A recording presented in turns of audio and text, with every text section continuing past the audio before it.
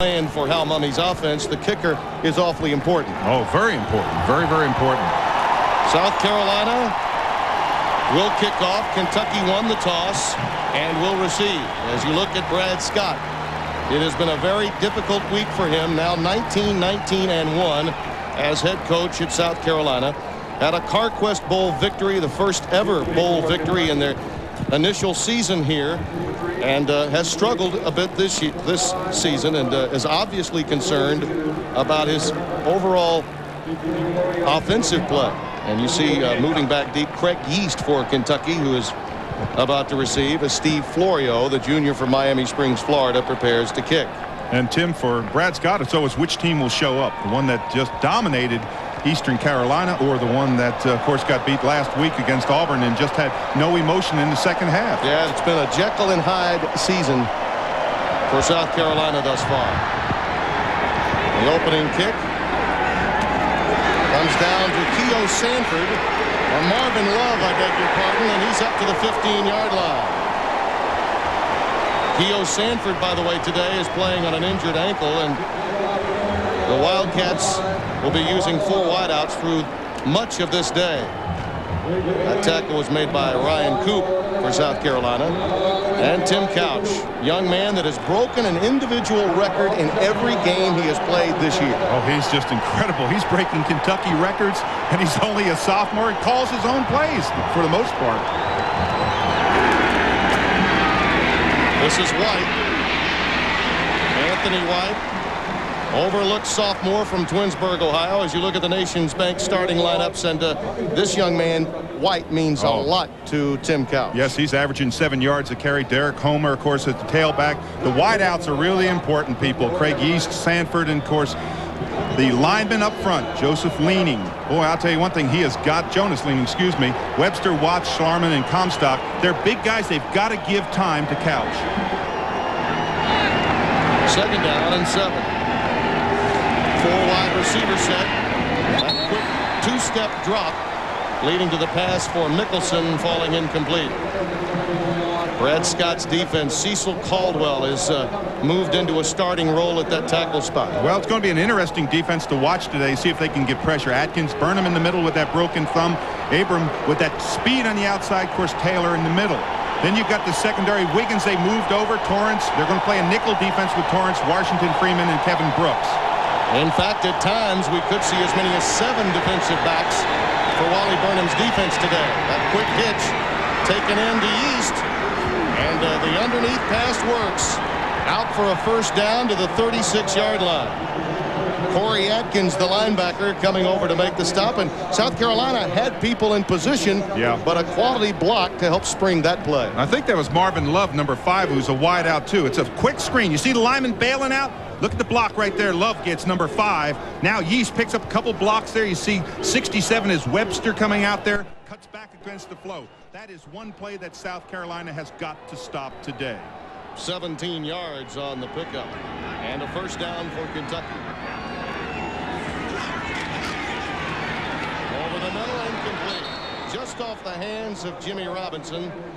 Couch a little upset with himself, led him a bit too far. That perhaps is the strength of his overall game. You see Torrance was there on coverage, but his ability to throw the dart and then come back and lob those fade patterns, that has been a real key to the success of Tim Couch under first-year head coach Hal Mumme. Well, he's got so much touch on his passes. He's got that ability to throw the fade, drop it in a la Danny Werfel. He can throw the dart.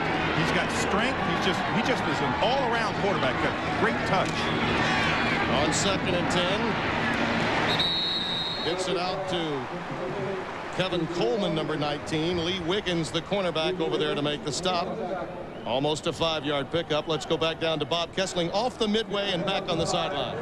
Tim, Keo Sanford just came into the game. They looked at him during warm-ups because of that bad ankle. They're going to try him and see how long he can go. He split out to the far side of the field. Also, Brad Johnson, the kicker, during warm-ups, he's got a groin injury. He kicked. Hal Mumme didn't think he was kicking with a strong enough leg, so Johnson's not going today. Seth Hansen will get the call. Misdirection this time for Derek Homer. And the fullback rumbles inside the 40 down to the 39 before Ray Green the free safety could haul him down. Boy, and Homer made a nice cut on the play. This is the only play that you can run out of this shotgun. It's a front handoff. The ball is snapped back to Couch. Now watch, he's going to hand it off to Homer. And look at the block they get down inside. Leaning especially just nailed the end down inside and allowed Homer to get to the outside.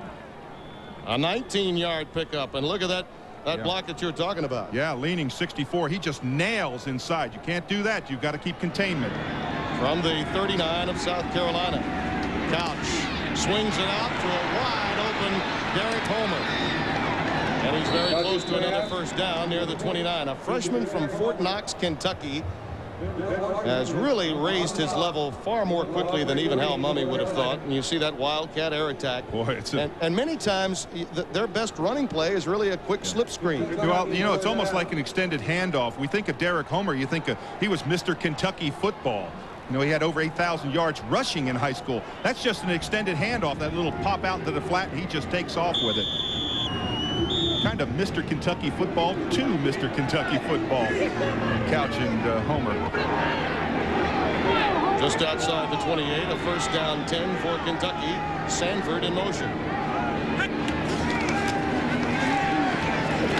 Quick out to White again. And another missed tackle.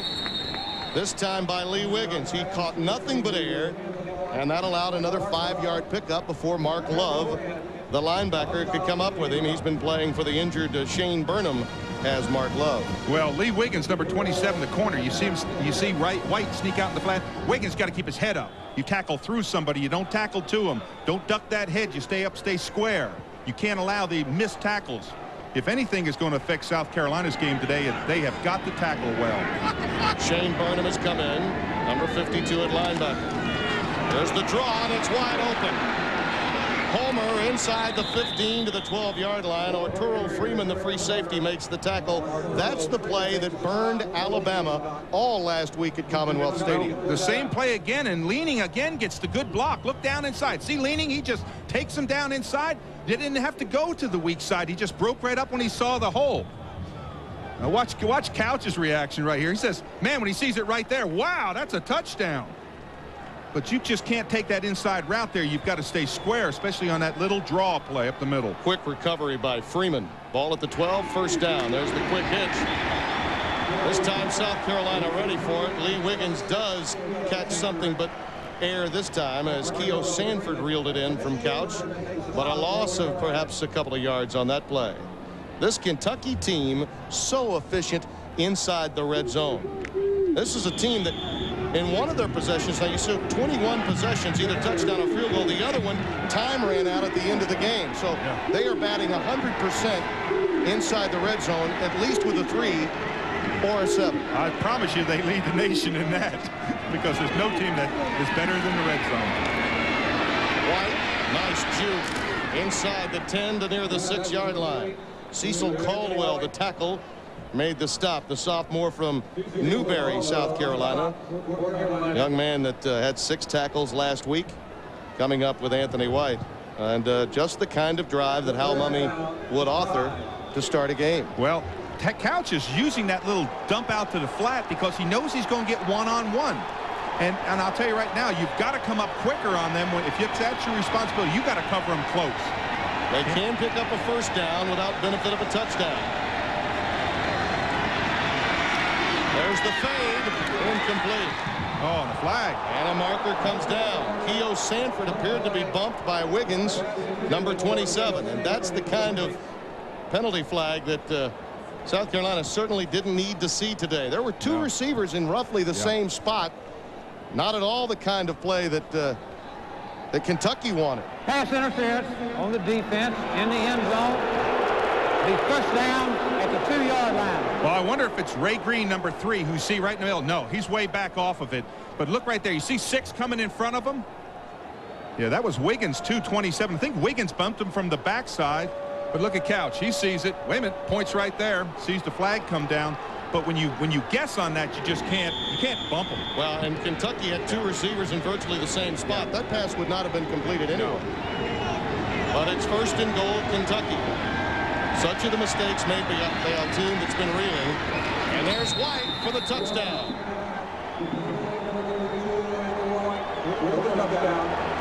Well, Tim, South Carolina's got to make an adjustment on that out of the backfield. We've seen White, what, 4 times in that drive. He caught 4 of those little swings. Look at this. Nobody on him when he's right there. He's open right now. Throw the ball. And look what Couch does. Throws it underneath the arms of the defender. Almost as if you don't have enough defenders in the box to match up with the number of receivers they have in the pattern. Seth Hansen backing up for the injured Johnson, who injured himself, as Bob Kessling documented in the pregame warm-up. Tacks on the point. And the Wildcats to nothing. And let's go down to Bob Kessling. Tim, the drive for Kentucky took over 5 minutes, and the impressive thing, they kept getting first down after first down. Hal Mumme says he's not concerned about time of possession. He's worried about first downs and keeping the football. And Kentucky now leads the SEC in first downs this season. Wally Burnham's defense, you see him there next to the post with the sunshades on to the right of your screen. John Eason next to him there. Both of these coaches started the season as coordinators down on the field, and because of some of the problems, there have been some changes made, a little shakeup in the staff, moving line coaches down to the field, and in the case of offense, John Reeves, the quarterback's coach, has moved down to the field to work with Anthony Wright, and John Eason will be surveying from upstairs. This kick is a good one by Mark Samuel, number 96. Sending it through the end zone. And South Carolina will have a 1st and 10 at their 20-yard line. Anthony Wright. And this is a very important drive for him, given the frustrations of last week. You see the interception total up. He took twice as many sacks in last week's game as he had in a single game all last year. And he needs to get a little help. Some playmakers around him. They're hoping Boo Williams could be a difference today. Well, I think Boo Williams will be a difference today, but it's interesting they're going to 1 back, 2 tight ends. Trevon Matthews and Trey Pennington, those tight ends. And it's a naked bootleg, and it's to a wide open receiver who dropped the football. Trevon Matthews absolutely wide open, dropped it, and look at that. Does that not tell you the story? Zola Davis, as you documented at the outset, very important to the confidence of Anthony Wright. Well, and he's got to go to Hood downfield. He's got Bush and Williams in the backfield. He's got good people back there. Boo Williams really has to break out. And he's got to have that offensive line answer. Travis Whitfield up front, big starters, senior. Baker, Rubick, Beckwith, and Nesbitt. Good, solid line. They've just got to give him time, but you've got to complete those passes like that first time. Boo Williams off the corner. Look out. These boos are not for play selection. They are for running back selection today, that being Boo Williams. Well, what about the block by Zola Davis?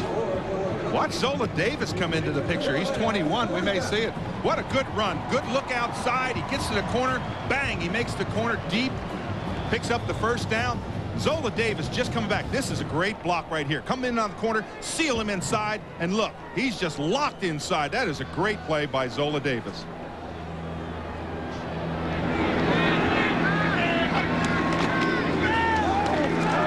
Reverse to Kerry Hood. Out near the 40-yard line. Misdirections and naked boots. They think that'll work against this Wildcat defense. Jeff Snedeker, one of the real speed merchants, a converted DB, now at linebacker. Yeah, and they're going to come with that line to try to get good pressure in there on Anthony Wright, Holmberg, Wesley Smith, Jacobs, Major, and Watson's got to play well. Their defensive secondary is a strong secondary with Tremaine Martin. He's really their leading tackler with 3 interceptions. Snedeker, a converted defensive back. There are 4 converted linebackers, and they're down front. Pressure and a sack. Bamadeli Ali. Bamadeli, formerly known as Deli. His given name is Bamadeli, and he lowered the boom, did Bamadeli. 5th sack of the year for Ali. He had 5 coming in, make that 6 after this one against Anthony Wright. Well, this is going to be a naked reverse, and you see Ali on the backside. Boy, he doesn't fall for that fake and run the line. Just zeroes in on the quarterback. That's what he's got to do, backside containment. 3rd down and 12.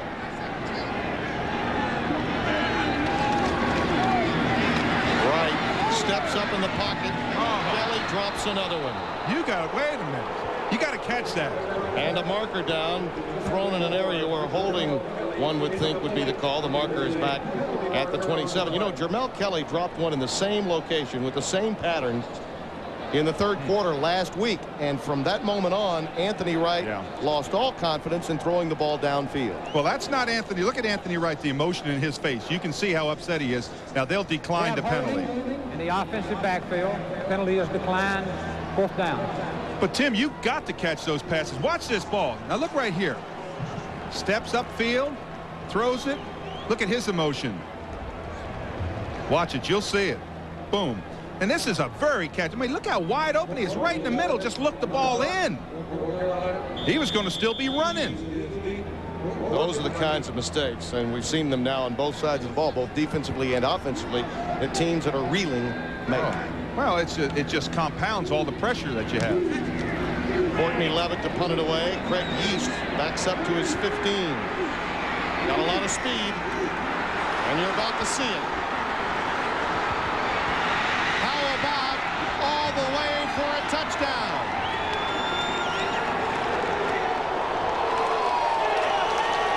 85 yards.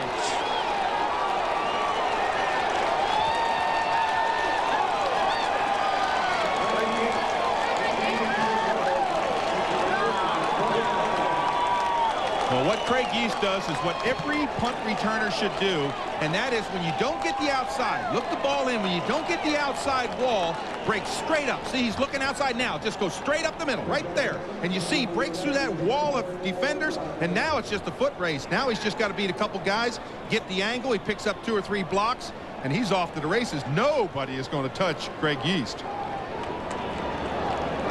Kentucky special teams got a touchdown for them last week off a blocked field goal. Now they get one here as Seth Hansen tacks on the extra point. Brad, he could not have believed that he'd see breakdowns both defensively, offensively, and in special teams, and we're not even halfway through the first quarter. Well, when you score 14 points and you still have 7:45 left, it could be a long day. South Carolina's got to get their act together quickly. Boo Williams from his 1. Up to the 20. Stopped by Stephen Walters, a reserve free safety, number 48. Tim Couch already has broken the school record for passing yardage in a season. 1,823 yards by Rick Norton. Now Couch with 1,827. Couch has also in this game broken a school record for total offense in a season. The old one held by Pookie Jones at 92 with 1,729 yards. Couch now with 1,744 total offensive yards. And the hits just keep on coming. There ain't no stopping that young man. Ravon Matthews and Trey Pennington and a twin tight end look for Anthony Wright. Jones again. Good block from his left tackle and his left guard. That was nearly a pancake for Travis Whitfield, making way for Boo Williams. Wesley was blocked by Whitfield. He really felt it. Let's go down to Bob Kessler. Another injury for South Carolina. Scott Moritz just making his way to the locker room. Apparently has a foot problem. Might be a toe injury. They tried to see if he could run on it, which he can't. Of course, he's a tailback and also one of their key players on special teams. So Carolina keeps losing very important people. The other day, he and Hambrick will back up Boo Williams. Here's Boo. Great cut. The vision and the quick feet, the difference for Boo Williams. They've needed someone to replace Deuce Staley, who meant so much to their offense a year ago. Exactly right. And this is exactly what Boo Williams does differently than Hambrick and Moritz. Breaks through the hole, sees that vision now, right there. Bang, back to the strong side, back to his right. Get those feet down quick. That's what they are hoping he would do. He's almost like a basketball guard that's having a bad day shooting. You just tell him, keep on shooting. And that's what Boo Williams needs to do. If he can run like that, they can have some success. 3 carries for 34 yards already for Boo. And a check off by Wright. I'd give it to him 25 times. Blitz. No one covered, and Anthony Wright goes down. Robert Jones, number 92.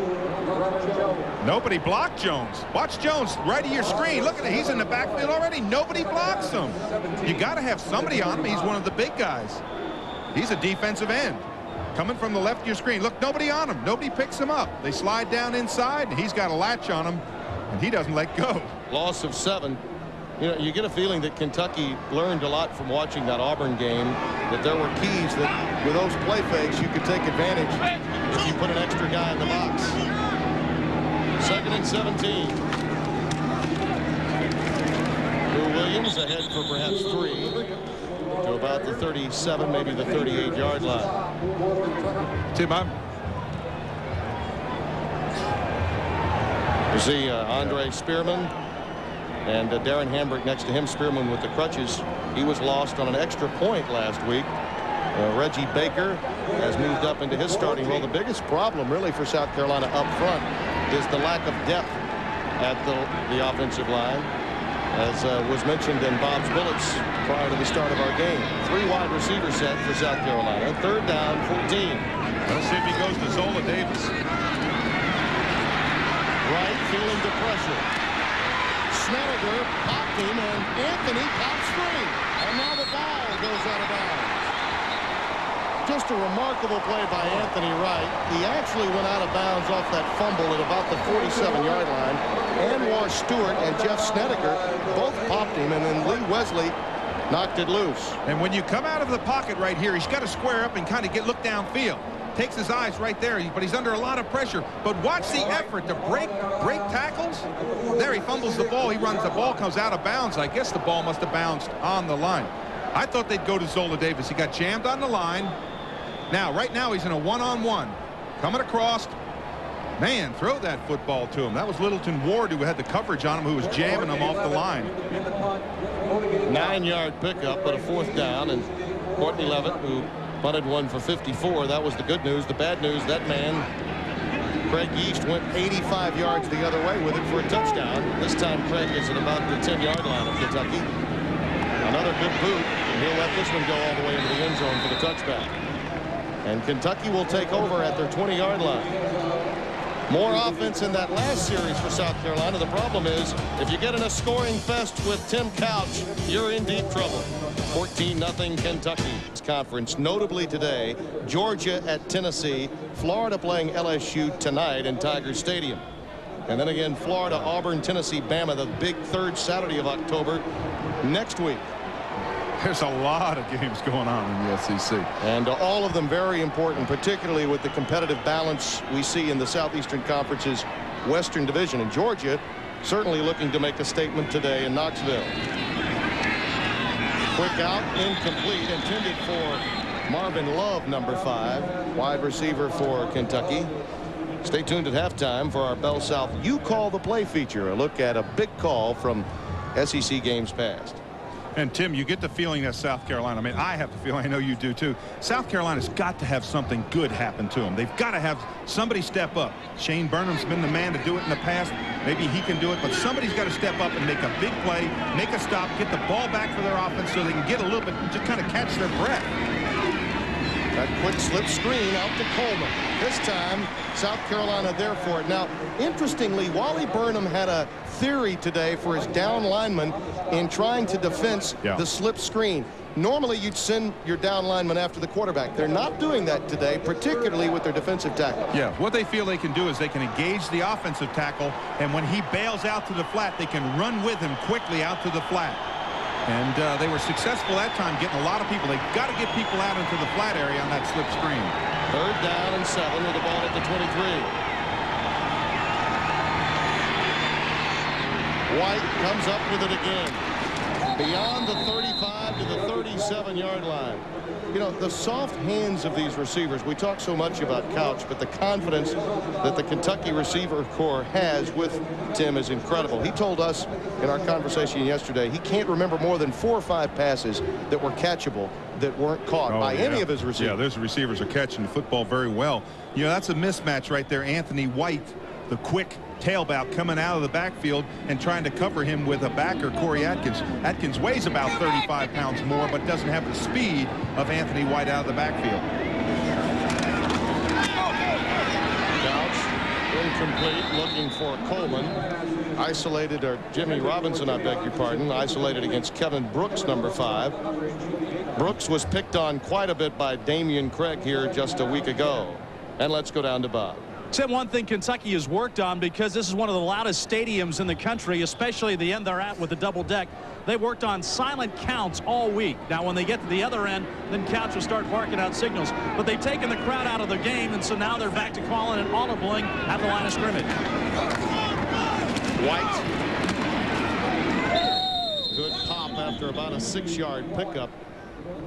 Those defensive backs coming up to make plays. Ray Green, the free safety. Homer Torrance, the cornerback. And look at that, standing room only. Oh, boy. The capacity, more than 100%. The fans are behind their teams at all of those schools. At 5 schools, Tennessee, Florida, Kentucky, South Carolina, LSU. And the two that really are noteworthy to me are Kentucky and South Carolina, given really the mediocre type programs they've had in their school's history with regard to football. Tremendous fan support. Big down for South Carolina. See if they don't try to put pressure on them. Couch flushed from the pocket. And a very rare drop. That one went right off the shoulder pad of Marvin Love. Lee Wiggins came over there. I don't know that he got a hand on it. Yeah, I think he did. I think Wiggins, the ball was kind of floated a little bit on him. I was surprised Couch didn't run for the first down. He had the corner wide open here, but I think Wiggins may have gotten a hand in on it, Tim. Pass did hang up just a bit on him, and Kevin Brooks will drop back deep. Jimmy Carter to punt it away for Kentucky. Carter, a junior from Dunwoody, Georgia. And you see Kevin Brooks back deep. Kevin at about a 15 or 16-yard line of South Carolina. But, Tim, if you're looking for positive things, and that's what you've got to build on with this team, is you've got to build positive. That's a positive thing. They got 3, they got out. Fair catch called for. Oh, don't let it bounce. Very poor decision by Brooks. That ball hit at about the 20 and bounced inside the 10-yard line. When it rains, it pours, and the Gamecocks are making mistakes in every phase of the game. Well, we touched on John Reeves and John Eason changing locations.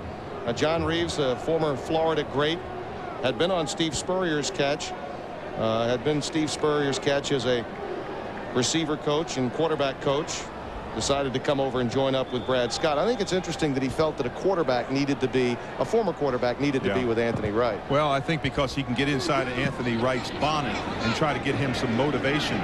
Right now, what they need is South Carolina receivers need to catch the football. When it's thrown to you and it hits you in your chest, you got to catch the ball. Well, Blue Williams coming off the corner with that tray has been there every time.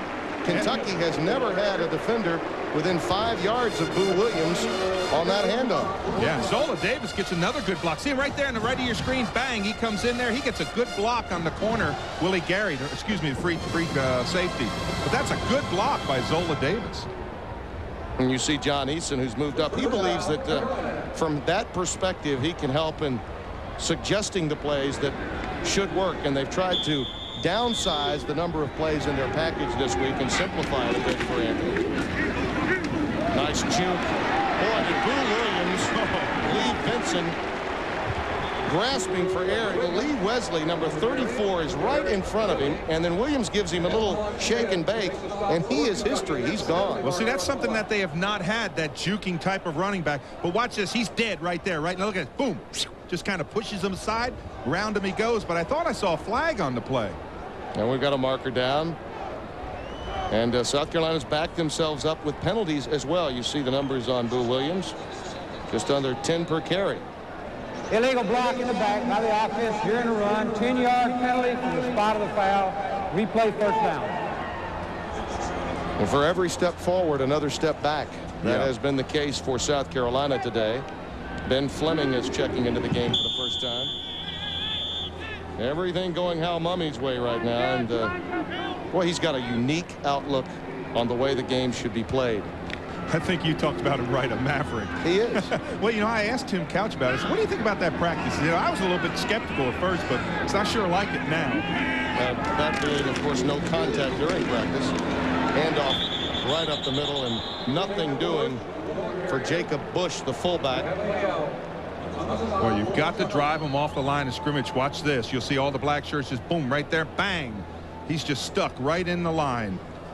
Leo Leo and Snedeker in there, just bang, just drop them. You know, last week they had first down 31 times. They had first down plays. They netted 48 total yards on those 31 plays. And it was a horror story when they were in third and short situations. Yeah. 2nd and 17 here. Anthony Wright looping one deep. Terry Hood at the 48-yard line. Littleton Ward, the cornerback, is there with him to drag him down. But a remarkable remarkable catch for Hood, the redshirt sophomore from Harper High School in Atlanta, Georgia. Well, watch Hood looking back at the ball, concentrating. He's at the top of your screen, running the sideline. And this is the way you challenge a defense. You've got to keep that defense honest. You've got to throw the ball down there. And look at the results. They're out of trouble now. They were in deep trouble right there. And they went down, challenged the defense, and got some respect. 34 yards as Boo Williams comes off the corner again to about the 48-yard line of Kentucky. I'm going to tell you, Boo Williams is going to make a believer out of him here if he keeps on running like that. That's Kerry Hood. Now this is that a shook-up Kerry Hood on the sideline? Young man that played quarterback in high school. Yeah, he hit the deck pretty hard, but he had to stretch and use all of his length to come up with that catch. That was not an easy pass to catch. No, but great concentration. 2nd and 6. Williams again, stay with it until Kentucky finally defends it, and the last 2 times they have. Bob Holmberg, the middle linebacker, senior from Louisville, Kentucky, Ballard High School, made the stop, and we've got an injured Wildcat at midfield. Yeah, that may be Lee Wesley. Lee Wesley may have taken a hit in the head. He came up real close on Boo Williams. Bang, went down. It'll be 3rd down and 5 from the 47-yard line of Kentucky with this next play coming up for South Carolina. Well, we touched on big games in the SEC, and for Kentucky, let's not lose sight of the fact that this is a team coming off a huge win, and I think there were a lot of doubting Thomases out there that felt that they could not put together a solid victory on the road after the kind of emotion expended at Commonwealth Stadium last week in Lexington. Well, that was an incredible victory. I mean, when you stop and think about it, that's just something that as a player you'll never forget. They carried off the goalpost. It was havoc all over. Well, the thing to remember, though, about Hal Mumme, we touched on this is a coach that is going to do every bit possible to make sure that his team experiences higher highs but not lower lows. And last week, of course, Alabama, Chad Goss, this is an overtime, and they force the fumble off the big hit. And then Kentucky, after Bama thinks they're going to just kick the 3 to win it, the touchdown pass to Craig Yeast to give them the 40-34 victory. And C.M. Newton had to pay about $10,000 or more for new goalposts after the win. Yeah, they carted the goalpost off. I mean, they pulled the concrete right up out of the field. Lee Wesley apparently okay. We'll get a report from Bob Kessling. 3rd down, we'll call it a short 4 for Anthony Wright. And it's a quarterback draw. Nice idea. Inside the 30 to the 28-yard line. And that's a good way for South Carolina to end what has been a frustrating first quarter at home in Columbia. They will be in good shape. He nods his head.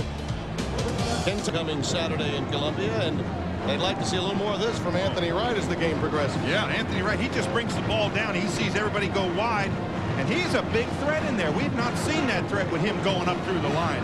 And I'll tell you right now, this is a different South Carolina offense. All of a sudden, they got some positive things happen. Their defense did an accomplishment. They held them. And now, all of a sudden, you got a little bit more bounce in the step of South Carolina.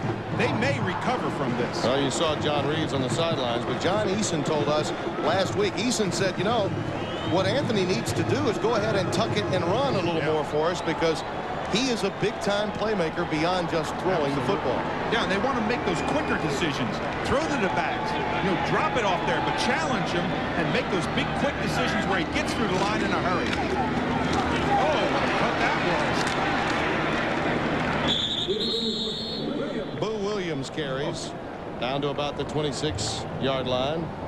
Statistically, after one quarter, again, the total yards skewed perhaps by that big play to Kerry Hood to close the first quarter. Otherwise, it was all Kentucky. It really was. Kentucky took that football and drove it the length of the field and put him, and then get that big punt return is not reflective in those yards either.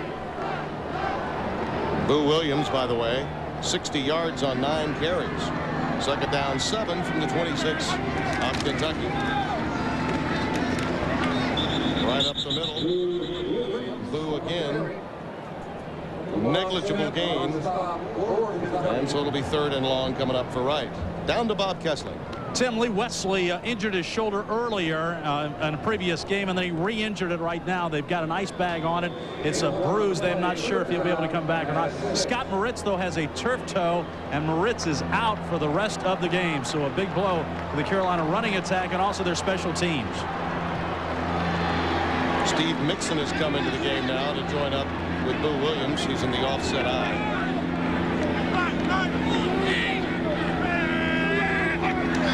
On 3rd and 6, markers come down.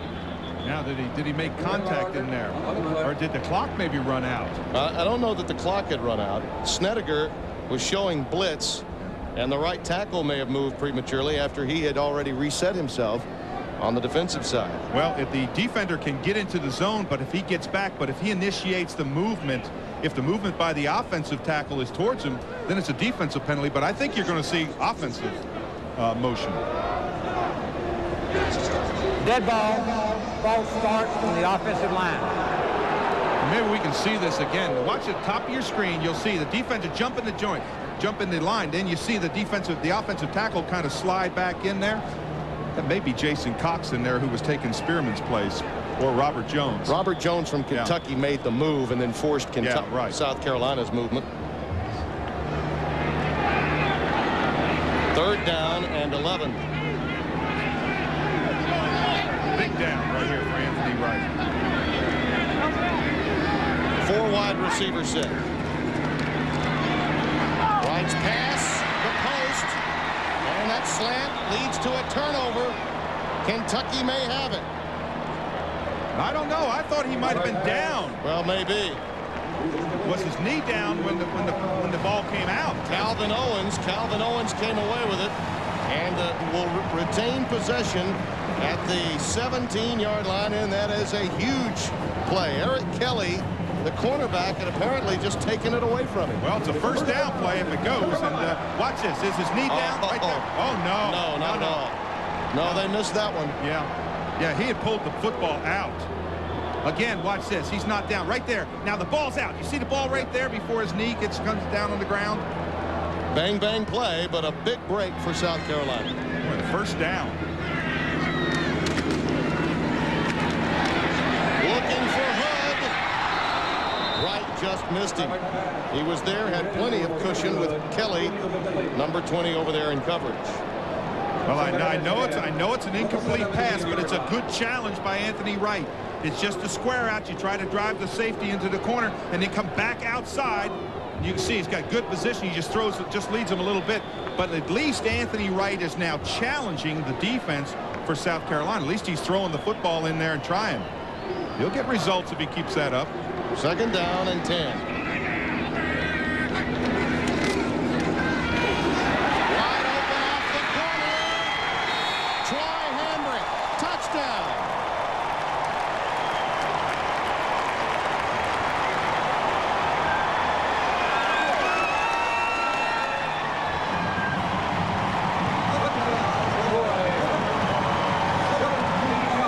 It was boo, boo, boo, but it was Hambrick At the end.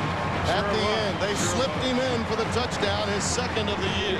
Boy, and he just dances along the line here. And, Tim, this is a game of emotions. You know, the defense came out and stopped Kentucky the first time, got the football back. All of a sudden, Anthony Wright completes that long pass to Hood, and now they got more bounce in their step. Now they've kind of recovered. The sophomore from Lacoochee, Florida, Troy Hambrick, who was a star at the end of last season, benched for Boo Williams to start today's game. 1 carry, and it's a touchdown today.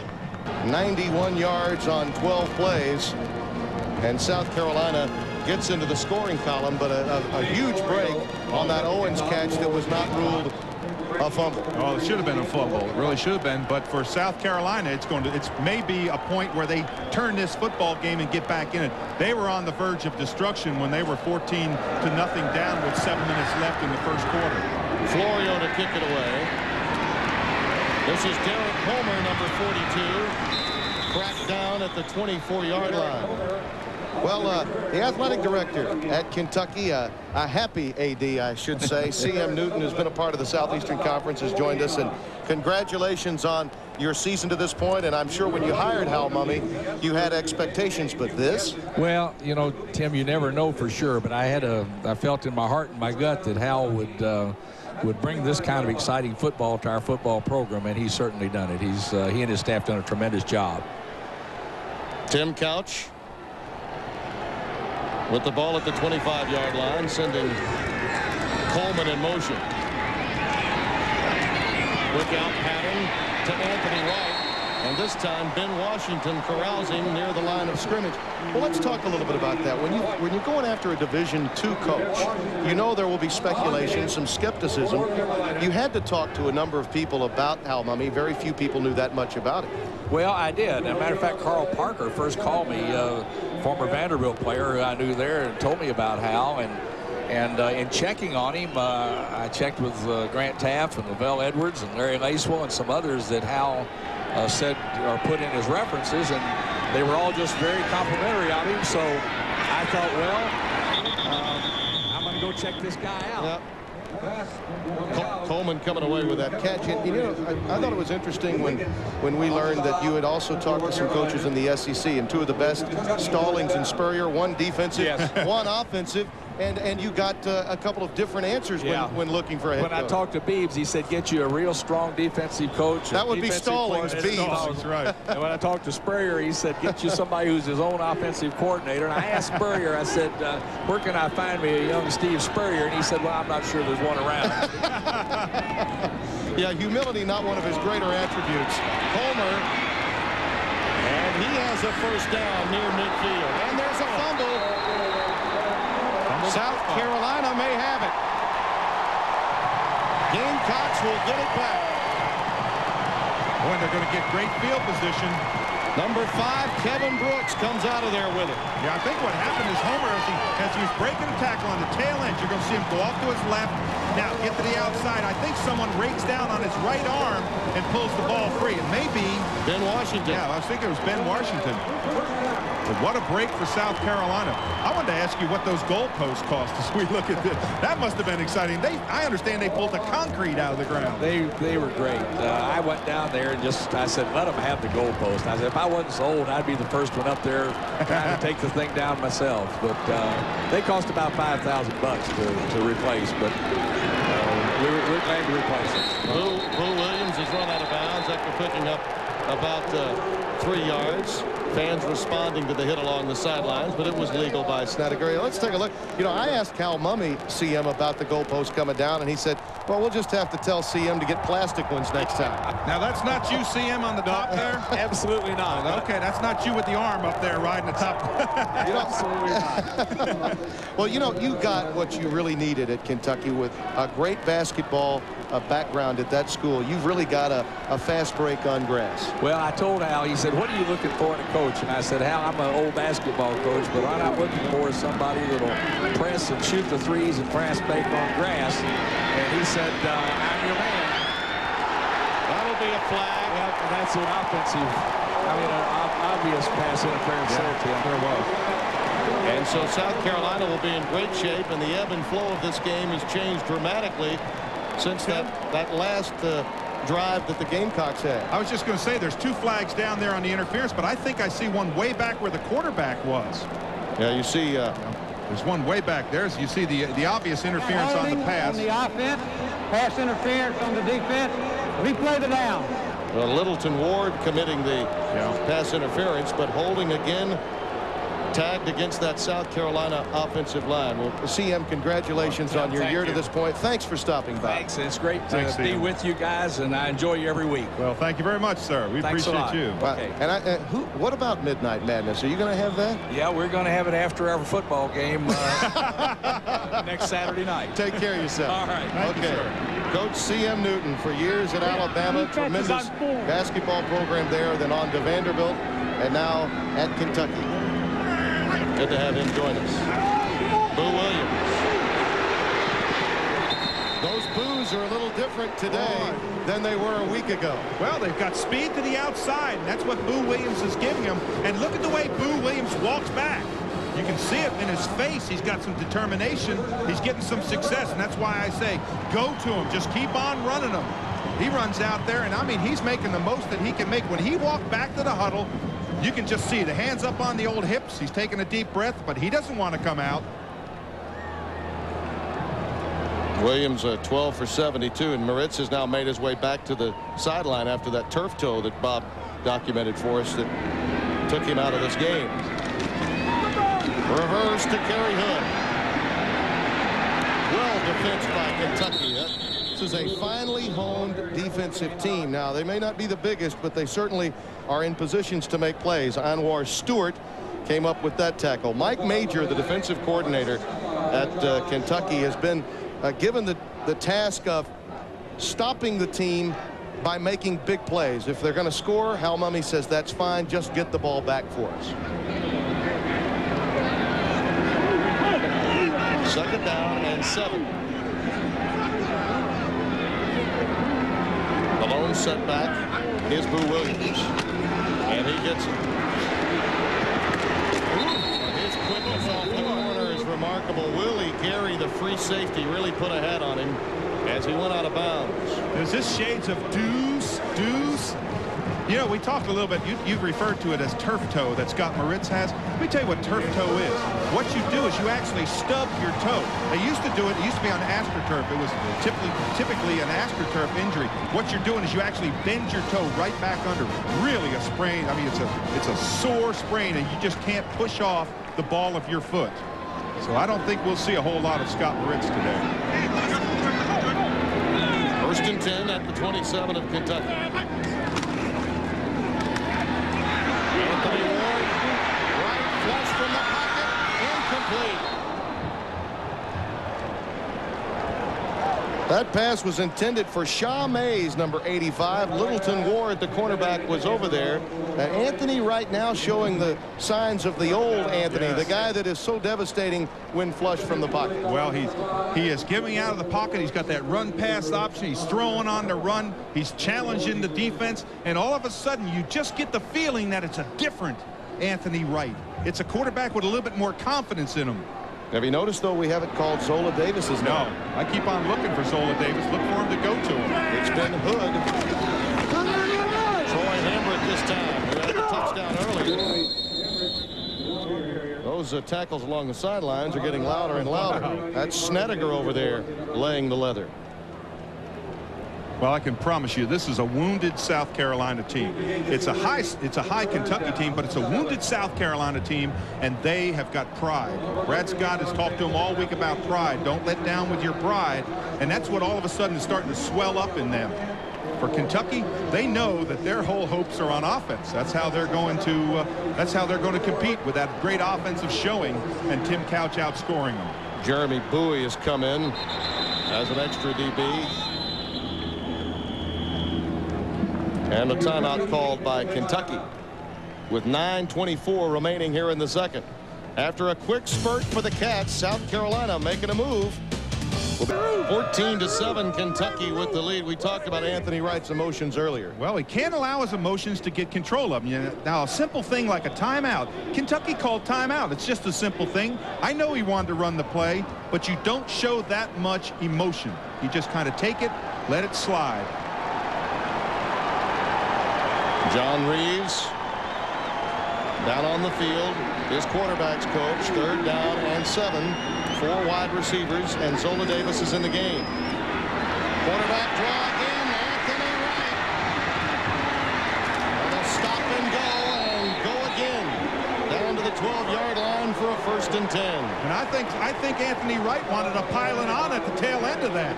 He's saying, wait a minute, I was down, but this is an Anthony Wright who just is making much better decisions. Watch this open up in the middle. Good block out there. Beckwith just blows the nose tackle out. And look at Wright. Just come on. Just keep on lining them up. Get down. Now, what he's saying is right there, I'm down. And oh. Yeah, he did get hit. Oh, ouch. Watch the tail end of this. That's Marvin Major. Oof. I think he had a point. But a good decision. See, that's what they want Anthony Wright to do. Make good decisions. Make quick decisions. This is something we have not seen from Anthony Wright in a long while. Yeah, he's been much more effective running the football today, and now South Carolina gets the timeout. Well, you are, much like Zerker, a human thesaurus. Well, thank you. Thank you, sir. That's what they say about him. Young man that transferred from Bethel, Division II NAIA school, knows his playing days are winding down, but has gotten it done in the classroom. 1st and 10 at the 12. Bootleg, looking for the tight end. Now Hood, touchdown.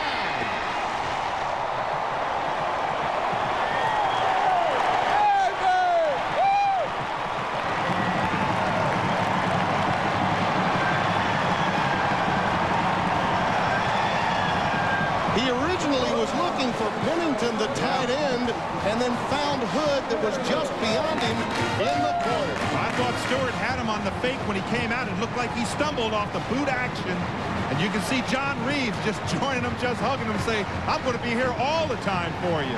But it's an Anthony Wright and Hood combination that has just connected well. And South Carolina, and you know, you look at turning points, you just see that they are starting to turn this game around.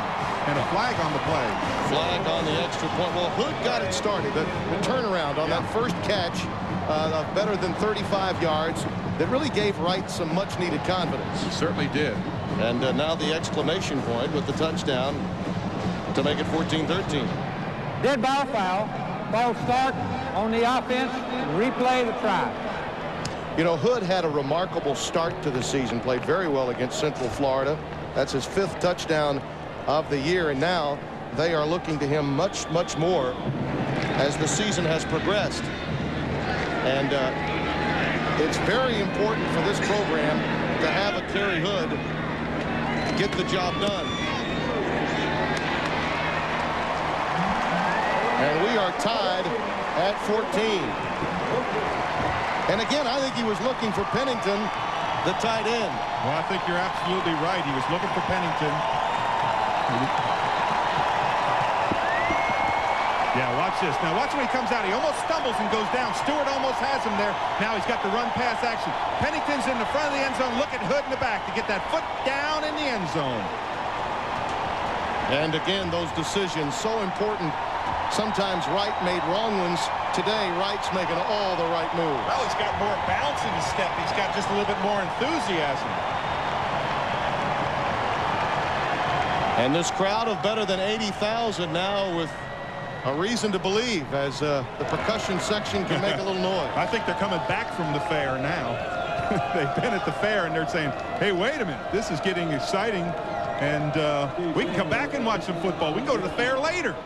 Steve Florio will kick it away.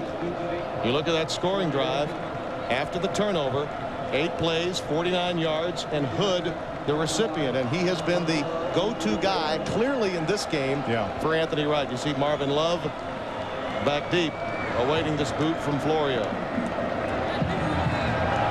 After a 14-0 run out by Kentucky and a touchdown return by Craig East of 85 yards, it's been all Gamecocks. Here's another fumble. And the Wildcats get back on top of it. This time it's Homer, number 42.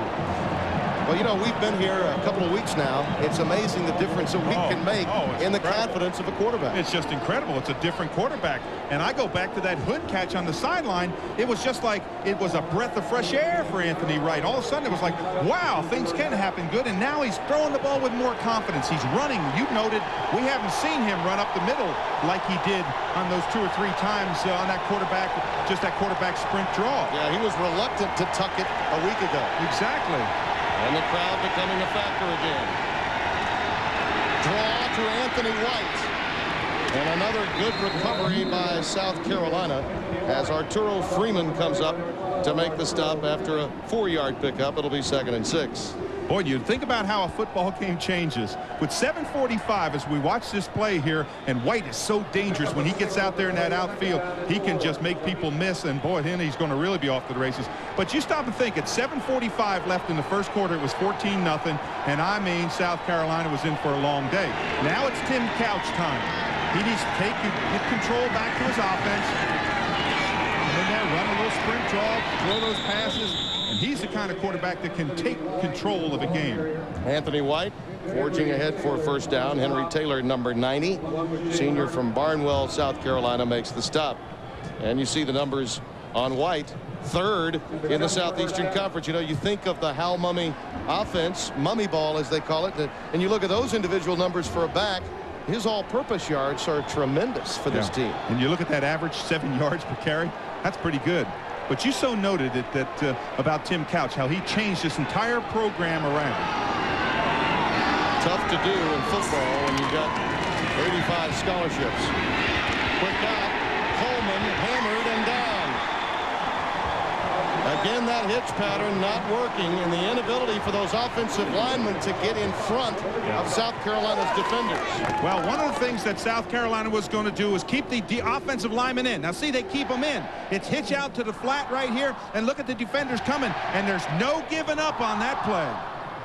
That's Wiggins on that play, and he just held on. You see John Abraham on that play. Yeah. He actually was blocking the offensive lineman. Right. Exactly. That was you very rarely see defensive ends do that, but give credit to Wally Burnham reading that key in Kentucky's offense. Coleman is open. Not a South Carolina defender within 10 yards. And that's a first down at the 46. Kevin Brooks, the cornerback, makes the stop, and a little woofing with he and Ben Washington. Well, what happened that time is the time that Couch had to allow his wide receivers come open was much, much too long. Couch dropped back. He took that little snap. Watch the time he has. He takes the snap here. He looks down. No pressure from this side.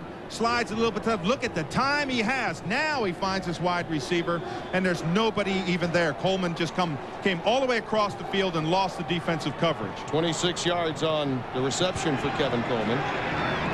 And it's turning now into the track meet that we anticipated. Again, the draw. Homer. To about the 37-yard line. And a little extracurricular activity with Leaning and Corey Atkins. And there's more than just a little bark down there as we see a flag come down. Well, the flag was thrown as soon as the ball was snapped. It was thrown into the pile. It almost has to be holding. Yeah, that's what it is. It's going to be holding against Kentucky. Boy, and it's going to be a big penalty because this was a 10-yard gain plus the penalty. Well, we should touch on this. Wally Burnham's defense is now, in essence, blocking offensive tackles, much as an offensive tackle would block.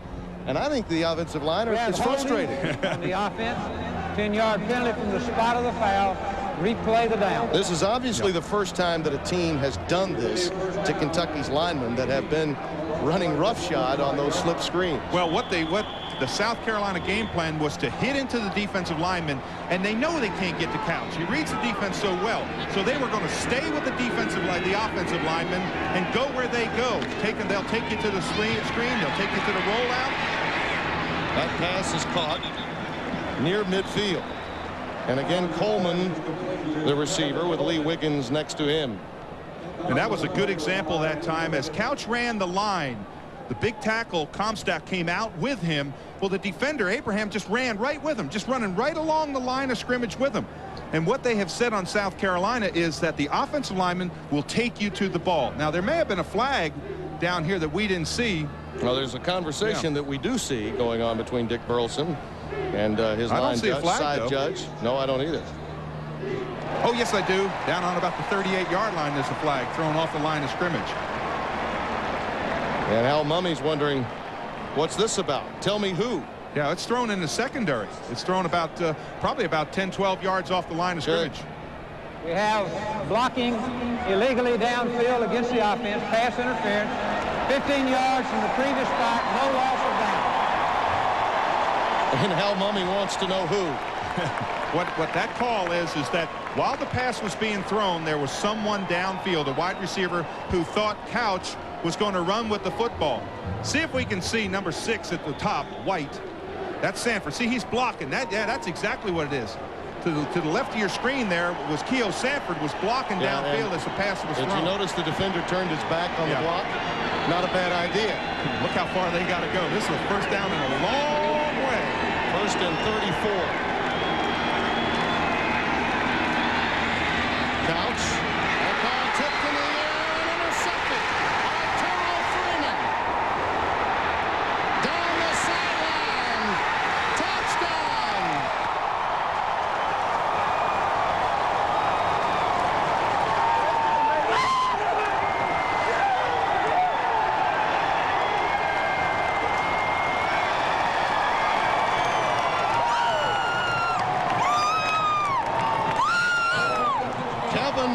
tipped it into the air. Then Freeman comes down with it and has a picket fence straight down the sidelines, 47 yards for the touchdown. Well, anytime you put the football up as many times as Tim Couch does, a lot of things can happen. Brooks just got one hand up, tipped the ball. I think that Freeman may have tipped the ball also back up in the air and then came back for the football. But what a change has happened at South Carolina.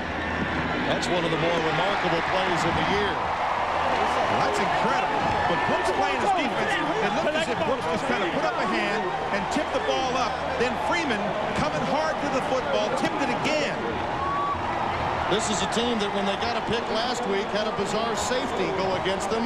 And this week, well, the times they are changing. All right, there was Brooks. There's Freeman. Now watch, he doesn't go out of bounds here. Look at this, right along the edge. Look at everybody screaming. Look at him picking up blocks. Everybody's saying, let me get a block in there. Lance Mickelson had a shot at him. Yeah. And just didn't make the tackle, did not wrap him up. Take a look at this, number 21 coming into your picture. Yeah, right there. He had a shot to hold it. And he's the only guy that had a shot. Well, see, when a ball gets tipped, what you do is they used to always yell, fire, fire. That alerted everybody that the ball was up in the air. Now, that's Brooks. Now, watch Freeman right now. That's Freeman on the second hit right there. But Brooks was the first one to tip the ball up. Now it's down the sideline, pick up some blockers. And what a change of events. You think that bench wasn't excited? I'll tell you one thing, there was nobody sitting on the bench. Look at him. And there was literally a wall of South Carolina Gamecocks 10 yards off of the field, and no Kentucky player could get to him. And Freeman may need a little oxygen on the sideline. Well, you know what the offense is saying? Hey, wait a minute now. The defense is saying, we just scored. The offense is supposed to go out there. The last interception returned for a touchdown by the Gamecocks a year ago by Terry Cousins in their win against Arkansas. It was 51 yards. And now, after trailing 14-0 and having everything go against them, South Carolina now with a lead of 21-14. And the boot through the end zone. And boy, it's a crowd getting into the football game. Let's go down to Bob Kessling. You know, Tim, you talk about coaches put it in the hours. This is the office of Brad Scott. It's in the end zone here at William Bryce Stadium. This is the entranceway, and you notice there's a cot right here. Every Monday night they practice. After the practice is over, Brad Scott spends the night here in his office so he can be ready to go at 5 a.m. and start studying films and getting ready for the next game. So you understand, coaches put in hours, and Brad Scott really has the last week trying to turn things around for his Carolina club. By the way, I have one of those in my study. First and 10 at the 20 for Kentucky. Anthony White. About a yard shy of a first down after a 9-yard pickup for Anthony White. And Tim, don't you hate these defensive struggles? We got 35 points in the first half. We got an exciting football game. I'll tell you one thing, there's no quitting Tim Couch. He said he learned a lot in that Florida game. He really kind of panicked a little bit, got kind of a little bit stressed out, took a deep breath, and they played a great football game in the second half. There's no panic in that young man. He learned a lot, he told us, in that loss to Mississippi State the second week of the regular season back on September the 6th. Homer, that draw play is there every time they call it, much as that counter tray has been there for South Carolina this afternoon. Well, I thought somebody had Homer in the backfield, and Homer just made him miss. He's quite an elusive runner. Ran for over 8,000 yards in high school. That's pretty incredible. Yeah, he had 110 rushing touchdowns as a high school player, did Derek Homer. There's the slip screen again. Nicholson cuts inside this time. South Carolina forcing that Kentucky slip screen back inside. They've been bottled up. And again, closing down on those offensive linemen. Well, you saw what the defense did. The minute the play was thrown, watch the big white shirts come in. There's the slip screen. Now see the big white shirts coming in there. The black shirts are coming right with them. That's South Carolina coming right along the line of scrimmage. They know that those offensive linemen will take them to that hitch screen or slip screen out in the flat. Wally Burnham, the defensive coordinator, really has dissected that play, which has been a real go-to down and distance play for Tim Couch. There you see Wally, and One positive aspect for South Carolina last week was the overall play of their defense against Damian Craig. Well, they just got tired. They were out there a lot. Their offense wasn't doing a whole lot. And Wally Burnham, he just said, our defense got tired. And, they played them 7-6 at half and just ran out of gas. Again, a reminder, coming up next week, we'll go down to the beautiful Bayou. LSU and Ole Miss. 12:30 Eastern Time, 11:30 Central. Rondell Mealy, Kevin Falk, and the Tigers. They've got a big game tonight with the Florida Gators. They'll be on our Bell South SEC Game of the Week next week. And, of course, Ole Miss, very impressive, their performance against Tennessee in Knoxville last week. I think they really shocked Tennessee with that halftime score. And if it hadn't been really for a fumble on the opening kick to start the second half, it wouldn't have been as easy as it maybe turned out to be for the Volunteers. Exactly. Couch is 14 of 20 this afternoon. He does have the touchdown and also the interception return for a touchdown moments ago by Arturo Freeman. 2nd down 3 at the 49 of Kentucky. I think we've seen a touchdown every way you can do it. So we had an interception for one. We had a kick for one. Punt return, yeah. 2nd down about 4. They've got a lot of time. They've got 4 minutes and 10 seconds left. Couch again. Stay within your offense. Look downfield. Try to get that one-on-one situation. See if you can maybe get Yeast in that one-on-one with one of the corners, because that's a mismatch with Yeast's speed. They've got plenty of that. And again, the draw play. And again, a 1st down for Homer at the 46-yard line. You got to give something up. Yeah. And apparently that's what South Carolina has given up. And the delayed draw is there for Kentucky today. How did we get here? Well, in a variety of ways. White, touchdown reception. Yeast, the 85-yard punt return. Then Hamrick, his only run at that point for 17 yards and a score. Then Hood and Freeman's interception return to give the first lead of the day to South Carolina. 21 points in this 2nd quarter for the Gamecocks.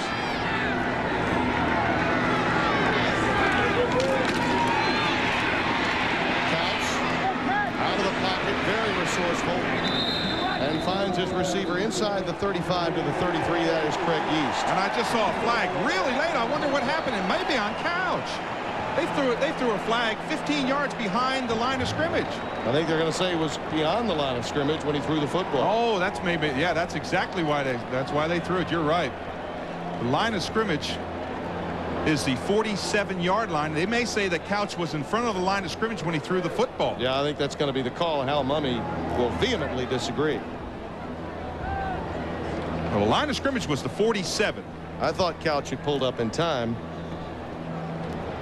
I have an illegal pass against the offense. Part of the body was across the line of scrimmage. 5-yard penalty from the start of the foul. Loss of down. This could be the 2nd bad call made against Kentucky today. 47. All right. Now, right, there's the 50. Oh, look, he's not even across the 50. Wait a minute. He just crossed the 50 when he made that pass. No, that was not. He wasn't across the line. This will be a better angle right now, here. The 47 is the line of scrimmage. Watch when he comes out here. Right there, he throws the ball. No, I don't think he was. No, I don't either. Couch with time, caught by Coleman. And another Kentucky 1st down at the 31-yard line. One thing about Mumme and Tim Couch, they may argue briefly, but they get on with it. Yeah, if it doesn't go their way, it's like, let's just run our plays. But you see the difference between Tim Couch and Anthony Wright right there. Couch had a call go against him. Did he let his emotions take over? No. He's a calm quarterback. He's got a lot of confidence. Came right back and bang, he threw the strike. Look at him. You don't see any concern in his face. No, you're right. Anthony Wright, however, certainly has shown more poise and composure today. Oh, yeah. He's done remarkably well today, especially compared to last week. Couch's pass. Boy, what a marvelous pass. Caught by Yeast. Touchdown, Kentucky.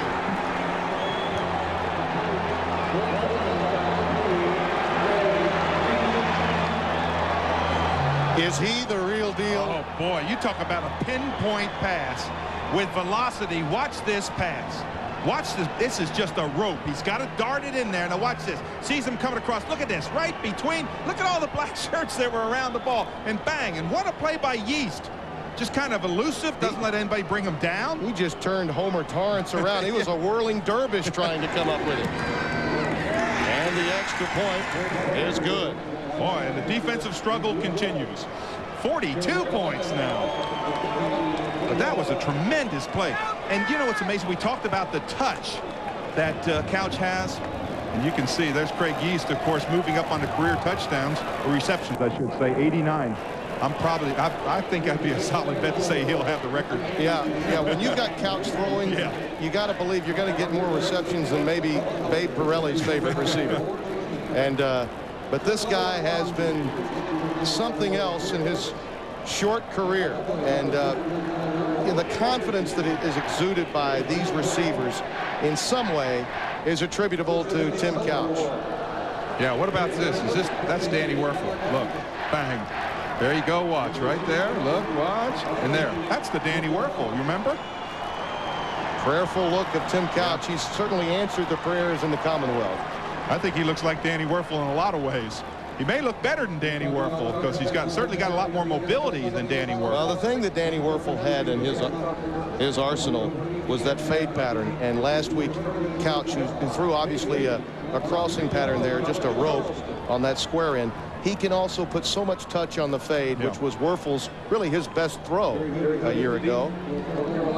That's for a single season, 24 for him now, 50 for Pirelli. We're not even halfway through with this season for Couch. And the kick goes through the end zone, and the Gamecocks will have it at their 20-yard line. Career, I should say, rather than in a season. Career touchdown passes, and is already up in one season for him. He has half as many as Pirelli had. That's just incredible. Now it's time for Anthony Wright. Buckle up your chin strap. Get back in there. You got 2.5, almost 3 minutes left. And you just take control back. Don't make a mistake. Don't force it into trouble. You've gotten back in this football game because you've had confidence and you've had poise.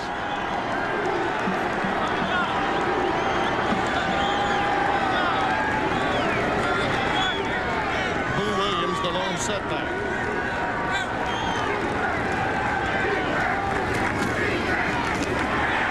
Nothing doing this time. Marvin Major never moved. 6'3", 277-pound junior. He and Jacobs and Watson have played well. Lamont Smith has been a stronghold for that Kentucky defense. And they know they're going to give up points, but just make enough plays. Exactly. And give Kentucky's offense an opportunity to outscore the opposition. Second down, 9.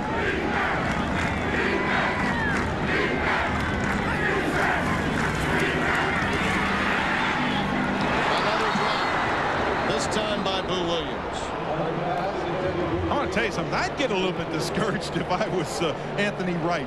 This ball is right in Boo Williams' hands. He's going to run 20 yards once he catches the ball. He's got bad coverage. He's got a mismatch. Watch him come left to right on your screen. Look at this. Ball's thrown perfect. Right there in his arms. Goes right between his hands. He's got a matchup with Snedeker. He's going to beat Snedeker for 25 yards. He drops the football. 3rd and 9. Wright is 3 of 8 for 58 yards. They're 3 for 5 in third down conversions. Out pattern, go right back to it. Nice idea, and Boo Williams has the first down at the 35. You know, Williams was as upset with himself as Wright could have been at him, and he went right back to it. Well, a lot of times a receiver will come back into the huddle and he'll say, I'm sorry, that won't happen again. My fault. I dropped it. Throw it to me again. And that's what it looked like with Boo Williams. It looked like Anthony Wright just said, hey, I'm coming back to you. I got confidence in you. Because that time he looked the ball in and took off for the first down. Well, Brad Scott told us this would be Boo's day. They were going to stick with him. Another quarterback drive. Boy, has that play been there all day. And another first down, shy of midfield at the 49. Willie Gary, number 27, making the tackle. I want to tell you how demoralizing this is for a defensive line that's trying to rush and get a quarterback. What they do is they come up, he steps up inside. Now the rush is negated. Boy, you got a good block by Jamel Kelly. 84 got a good block for him. It kind of gave him the outside. He runs upfield, gets the first down, stops the clock. They've got good field position with 1:50 left, or 48. 1:48 left. That's a lot of time for Anthony Wright.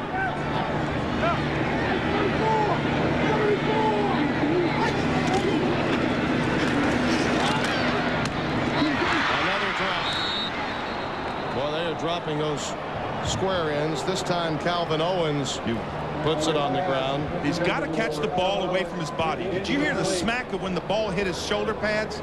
That means that Owens is not catching the ball away from his body. Pressure from the top side. You can see right here he delivers a strike. Again, he got knocked there. Right there, that's a strike. You got to catch that football. You got to look that football in. I think you're right, though. Not putting those hands out and bringing it into your body. That was certainly true there. There you see the numbers, both on the ground and in the air. Very effective today. Anthony Wright. That pass right over the middle again. This time caught. Calvin Owens again. And Mr. Wesley is back and healthy again. Thank you. Let me ask you a question now. Anthony Wright missed Boo Williams, and he threw right back at him. That time he misses Owens, and he comes right back to Owens again. He says, hey, I'm coming back. You're either going to catch it or else. And Owens does catch it. He gets stuck. And a much tougher catch to make. That pass was out ahead of him, and he knew he was going to get popped. And Lee Wesley lowered the boom. 3rd down and 4 at the 45 of Kentucky. He's got to realize he can run with that football if he gets the opportunity. He faked him. He deked him and then passes to Hambrick for a 1st down. Did you see Anthony Wright? He took his feet, squared them as if to say, you know, I'm going to run. Yeah. And then Kentucky had to play them honestly, and he found Hambrick open for the 1st down. Yeah, the footwork was amazing. He actually switched feet as if he was going to plant and go. Watch his feet when he drops back right here. I'm going to go. Nope, I'm going to pass. And it really did. It held the backers of Kentucky. That was a super play. And how about the play of Hambrick? He gets bumped a little bit by Boo Williams getting his chance to start. But Hambrick, when he has got his opportunities, he has really responded well. 17-yard completion there, the 7th of the day for Anthony Wright from the 29 of Kentucky. Incomplete. Threw that one away. Calvin Owens covered by Littleton Ward, number 4, the senior from Bryan Station in Lexington, Kentucky. Now, if you're Anthony Wright and you're South Carolina, the one thing you do not want to do right now is force a ball into trouble. When he threw that ball away, that's not a bad play. Don't take a sack. You're in field goal range. Throw the ball down. Try to get as many yards as you can. They have 1 timeout. It says on the scoreboard that they have 1 timeout left. That's plenty of time with 47 seconds. If you're Kentucky, all you're thinking about doing is getting the turnover, just fooling them with the coverage, come up close, play them tight. This should be a free play. Flags come down, and Anthony takes off again. Hammered from behind by Snedeker at the 15. We'll check the flag. There seemed to be movement from the Kentucky front line. There's flags all over the place. There's 2 along the line of scrimmage and 1 way in the back. Robert Jones appeared to be offsides. I think it's all for the same play. I think Jones jumped into the neutral zone. And that's a good call right there by the official. You just call timeout. Now what do you have? Everybody step back. Let's talk about what you saw, and what you saw. There are 3 flags on the field. He wants to make sure that all 3 flags are the same. There, we touch on this so many times in basketball. We need to mention it today with regard to football. Teams that press make it very difficult on officiating. And that's true today, too. All right, what do we got? We have 2 fouls on the play. First of all, we have illegal motion in the offensive backfield. Then we have offsides against the defense. They offset. We'll replay the down. John Reeves doesn't like it. You can see him there. Well, the good news, though, for South Carolina is if you're going to score, you don't want to have, maybe more than 20 seconds left. Yeah, you don't want to give the clock. You don't want to give Tim Couch too much time. That's right. Alabama found out about that. 75 years. Think of that. I touched on that last week. That, one of the great things about college football, when in the NFL do you ever hear someone say it's the first time they've beaten them in 3/4 of a century? Yeah, Todman Hinnick told me that the only person he knew that was alive then was Ronald Reagan.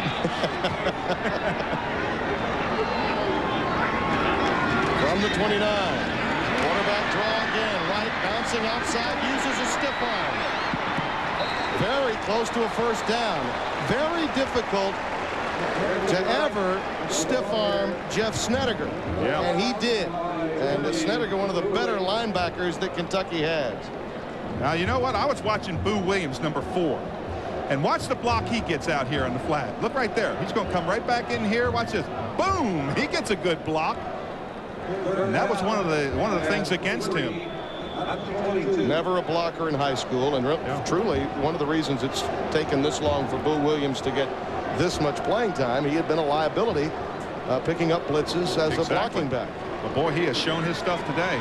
But for now, for South Carolina, again, don't force it in. Don't make mistakes. You still have that one timeout. You've got 19 seconds. You've got 3rd down, and you need about 4 or 5 yards. Right. Almost picked off by Lee Wesley. That's what he didn't need to do. You escaped, Anthony Wright. You escaped. And he's saying, how about coming in and kicking the field goal right now, Coach? Watch this. Wesley had this football. He's 34. Turns on the curl. Look at that, right in his hands. Looking for Jermail Kelly. In big games, you let those get away, it'll come back to haunt you. Victor Penn, reserve quarterback, will hold for Steve Florio. This will be a 40-yard attempt. And a timeout taken by Kentucky. They'll try to ice him with 15 seconds left. Remember, this is a Kentucky team that blocked a field goal last week, and that man right there, Ginn, number 44, was the man that did it. And then Anwar Stewart took it back for a touchdown. That was a real difference in the outcome of that game. Speaking of halftime, that always means our friend that's been along the midway and down the sidelines, Bob Kessler. I'm settled in, though, on the sideline here. Getting set for halftime. Coming up, we'll check all the scores around on a very busy Saturday. Also, we'll talk with 2 of the great quarterbacks in the SEC, Todd Ellis and Derek Ramsey. Plus, we'll take you around the SEC to give the statistical leaders and, of course, Rose Rewinds. You know, it's been a good weekend for Brad Scott. His team now, of course, trying to take the lead against Kentucky. Last night, his son, Jeff, played in a high school football game here in Columbia. He plays for Hammond High School. He threw 4 touchdowns in the first half as his Hammond team won. Of course, he's one of the bright young quarterback prospects in the state of Carolina. They beat an unbeaten team last week, so it's been 2 good games for his son. And when I think of Derek Ramsey, I think of Rose, teammate on that 77 Super Bowl Raiders team. Derek was a big part of that Oakland Raider team. I told him, I said, you learned to be a real Raider when you left Kentucky. Florio to try the 40-yarder out of the hold of Penn. Little flag on the play. And a marker comes down. Ooh, wait a minute. If this is offsides on the defense, and there's some fisticuffs going on, a little pushing. If this is offsides, like someone lining up in the neutral zone, if this is someone lining up in the neutral zone, this could give South Carolina a 1st down. You know what? And if it is, you'd rather have a chance at 6 than a 3 when you're playing against Tim Couch. Well, I'll tell you what I would do. On the defense, penalty is declined. Yeah, I'd take the points. I'd take the points. Well, we'll see. They did take the points.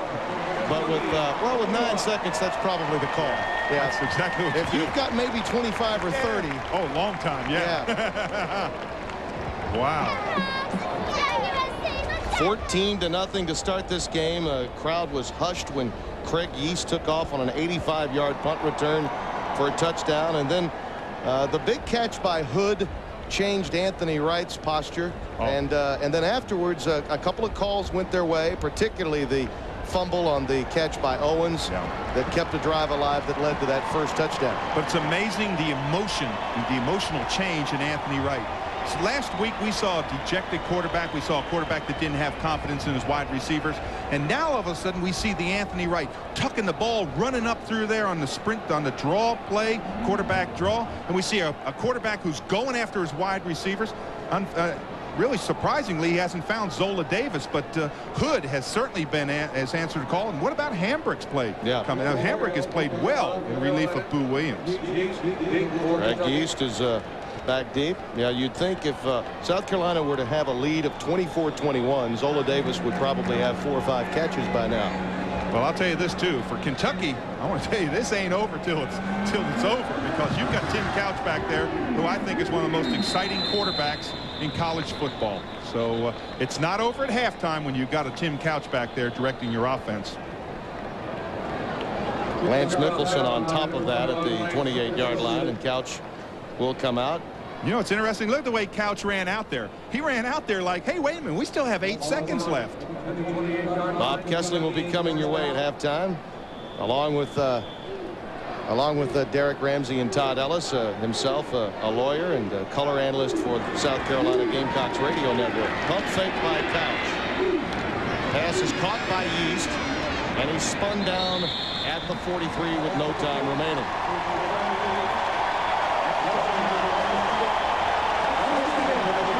SEC football is passionate. It's color. I think the catalyst in giving South Carolina the lead. Now he needs to put two halves together. Last week he had a decent first half and had a terrible second half. He needs to bring that ball down, make those good quick decisions, and run with that football, dump when he needs, but challenge the defense. Mark Samuel, the freshman from Anchorage, boots it through the end zone, and South Carolina will take over. First down and 10 at the 20-yard line.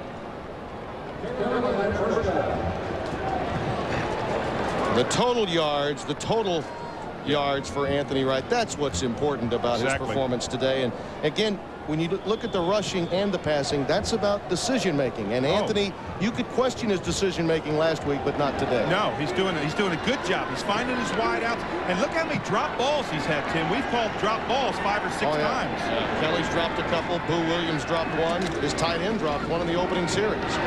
Boo Williams meanders to the 23. Gain of about 3. Second down and 7 coming up.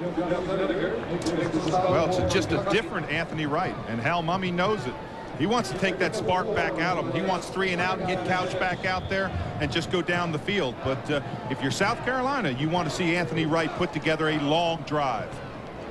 John Reeves, his quarterback coach, moving down. To this point, one would think that the decisions by Eason to move up and Reeves to move down have helped Anthony Wright today. Nothing doing this time for Boo. Wesley and Holmberg collaborate. Wesley, who left the game briefly in the first half, has returned with a vengeance. And you think about the offensive line and the lack of depth that Bob Kessley mentioned. You wonder when does that fatigue begin to set in? Well, that's a good point, because really South Carolina only has 6 offensive linemen that they're going to try to use all game now. They've got some outstanding freshmen that they're trying to redshirt for next year because they want to get 4 solid years out of them. Jason Cox, Melvin Page, Rivers among those names that you'll be hearing in the future. They'd rather than be in the future, not this season. To the 35 for a first down. And that is always a key matchup. And you listen to the boos that the crowd says. That was Rose Rewind. You got to bring back the boos. Bring back the boos. But anytime you get a running back one-on-one with a backer, he should win. Down to Bob Kessley. Tim, the trainers for South Carolina kept an eye on Boo Williams at halftime because of the fact he's gotten so many snaps in practice this week. He's played so many snaps today. You know, he's been in and out of their lineup, so they're keeping a close eye on him to see exactly how much stamina and where he is physically right now. And you're right, and Moritz is not available because of that turf toe. Play clock winds down as they give it back to Boo. Up to the 40-yard line. And Tim, that's a great example of what Boo Williams can do for you. There was nothing there. At the point of attack, there was a big pile. He started to go outside, started to go back inside, came back outside again, and finally went back to the inside for the run. And that's what Boo Williams gives you. There's nothing at the point of attack. Look at this. Right in here, you're going to see right there, there's nothing. There's a pile. Now look at him. He just kind of puts that head down. He picked up almost, well, a little bit over 5 yards on that carry. As we mentioned, Scott Moritz unavailable because of that turf toe. So Hambrick obviously will be called upon to spell Williams in the second half. Fake the reverse. They've given it to Williams, and he gets hammered a couple of times. Well, there again. I mean, I know we're calling his number, and his number is getting called a lot, but he should have been dropped for about a 2-yard loss. Watch when he takes the ball. He's going to get one step. Bang, he's going to get hit. He breaks that one, comes back inside. That was Snedeker he's breaking. I mean, he's a good linebacker. 3rd down and 3 at the 42-yard line. And there's Hambrick. He's the only relief that they really have at running back right now, Hambrick. Jacob Bush is coming to the game to join Boo Williams. And he's had his hands on hips between this play. It is Bush that gets the call, nothing doing. 3rd down and short. Continues to be a problem for the South Carolina offense. David Ginn, number 44, the senior from Cincinnati, in to make the tackle. Well, I think the quarterback read that wrong. It's a belly series where he runs the ball in there, and I really thought he read it wrong. I thought he should have come out with the ball and run around the outside. You can see the reactions, the emotions of Anthony Wright. He's not real happy. He knows he should have come outside. That's the quarterback's read. He puts that ball in there, brings it back out, and you see Brad Scott, you got to get around the outside. Craig Yeast is back deep, awaiting the punt of Courtney Levitt. This one will bounce in the direction of Yeast. And a poor decision there.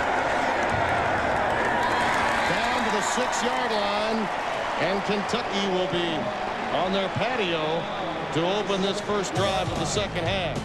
What was a poor punt turns into a great one for South Carolina. 24-21, better than 80,000 at Williams-Brice Stadium. Standing room only yet again on this homecoming Saturday.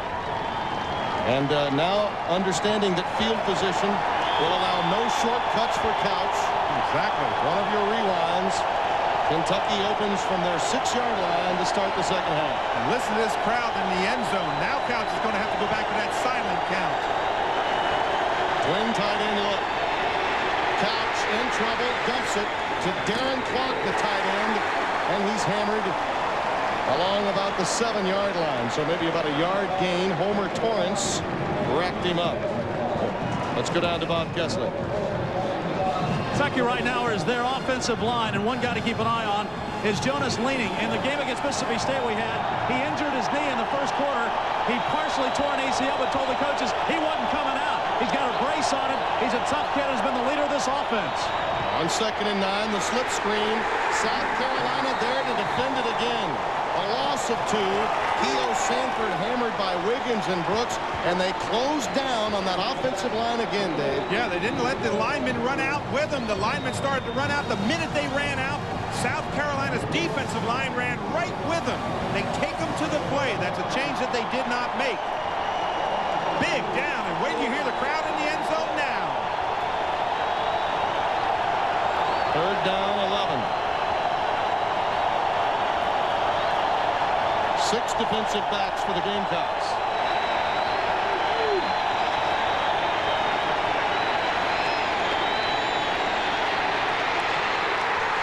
At the end zone, ball is on the ground. I believe Jason Watts is the man with the ball, the offensive center. That was not only nearly a safety, it was nearly a touchdown for South Carolina. Credit the secondary. Look at the time that Couch has. They're pushing, they're playing hard. Look, he's looking all over. Everybody is covered. He got hit in the end zone, and you see the ball was on about the 1-foot line, but that is a defensive play that the secondary should take credit for. Jason Watts made a marvelous recovery for Kentucky. Now, with far little room to work with, Jimmy Carter will try to punt. And this is different because the punter usually lines up at 15 yards. He's at about 12. John Eric Sullivan is at midfield waiting for him. Low line driver. He should have room at the 45. He fumbles. Kentucky's got it. Number 85, James Whalen Jr., reserve wide receiver. And the look on Brad Scott's face tells the story. And it was Zerker, the reserve strong safety and future Rhodes Scholar, that knocked it free. Well, the one thing that you don't want to do is give the football back. On a block, when you've got all your guys blocking, what you do is just catch it, try to get just as few yards as you can. Now, just get down on the ground. You're going to have the ball on the 40-yard line, 44, 43, 44-yard line. Unbelievable turnaround. And the Scholar athlete made a scholarly tackle to force that turnover. Boy, is that a huge play. Homer, the draw. It was on Rose rewind, and South Carolina seeing it again. They're going to say he stepped out of bounds at the 28. It has been a draw's delight. Boy, it has been. They haven't stopped the draw all day long. What a block by the wide receiver Mickelson on Kevin Brooks, the outside corner on the play. Right in there. You see that block right there? Boom. That was a great block. Now he's down the sideline, stepped out of bounds. Right there, he's out of bounds. Good call by the officials, and Wally Burnham has had a lot to deal with today. And anytime you play Tim Couch, I think that, again, that's one of the great credits to Couch as a player. He forces defense to play it his way. Really does. You're going to have to make adjustments because of Hal Mumme's offense. That pass thrown right in front of Shane Burnham, who makes the tackle. Kevin Coleman, the recipient, number 19, who's been a favorite target today. The junior from Niceville, Florida. 4.5 speed, and most of these guys with 4.5 speed or better, the wide receivers. In fact, Kentucky's defense, their defensive line, has a nothing less than a 4.7 40 on it. This is a speed-oriented team on both sides of the line of scrimmage. Well, what a turning point. We've looked at turning points. We're going to have enough turning points in this game. That was a huge play because all of a sudden Couch doesn't have very far to go. Anthony White negotiates to the 15-yard line. When this is the red zone, this is where Kentucky is so strong in the red zone. You know, going back to that turnover, how important now is that recovery by Jason Watts? When the ball was fumbled at the 1-yard line, he comes up with it, and that allows Kentucky the opportunity to punt it away. I mean, they could have easily had a safety or even a fumble recovery for a touchdown. Exactly. That was a huge play. 1st and 10, with the ball at the 16-yard line. South Carolina's got 7 men in the box. They're coming after him. Couch right over the middle. A little quick slant, complete to the 11-yard line. That's Mickelson, number 21. Homer Torrance wrapped him up. And a good mix up there on the defense. That time they had 7 men in what we call the tackle box. Tackle to tackle, 2 yards off the line of scrimmage, 7 people in there. That means they're coming after Couch. Couch reads that, knows he's got the pressure. Bang, he looks for a hot route real quick by one of his wideouts. Now they're in no huddle. Now they're not going to allow South Carolina to make defensive changes.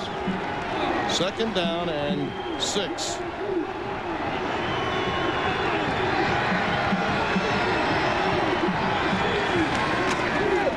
The draw, and again Homer breaking a tackle and down to about the 6-yard line. That may be a first down. If he got it beyond the 6, it would be a first down. Arturo Freeman along with Henry Taylor make the stop. Well, you've got to make tackles. They had him out here. Look at this. They had him right there. Michael Maddox had him. Now he lets him go. And look at that. He picks up 5, 6, and he falls forward. And there you can see he breaks the 6-yard line. That's going to be first down. First down goal for Kentucky. Trailing by 3. And a huge break. A fumble by John Eric Sullivan off a punt that would have given South Carolina the ball clearly inside the Kentucky 40-yard line.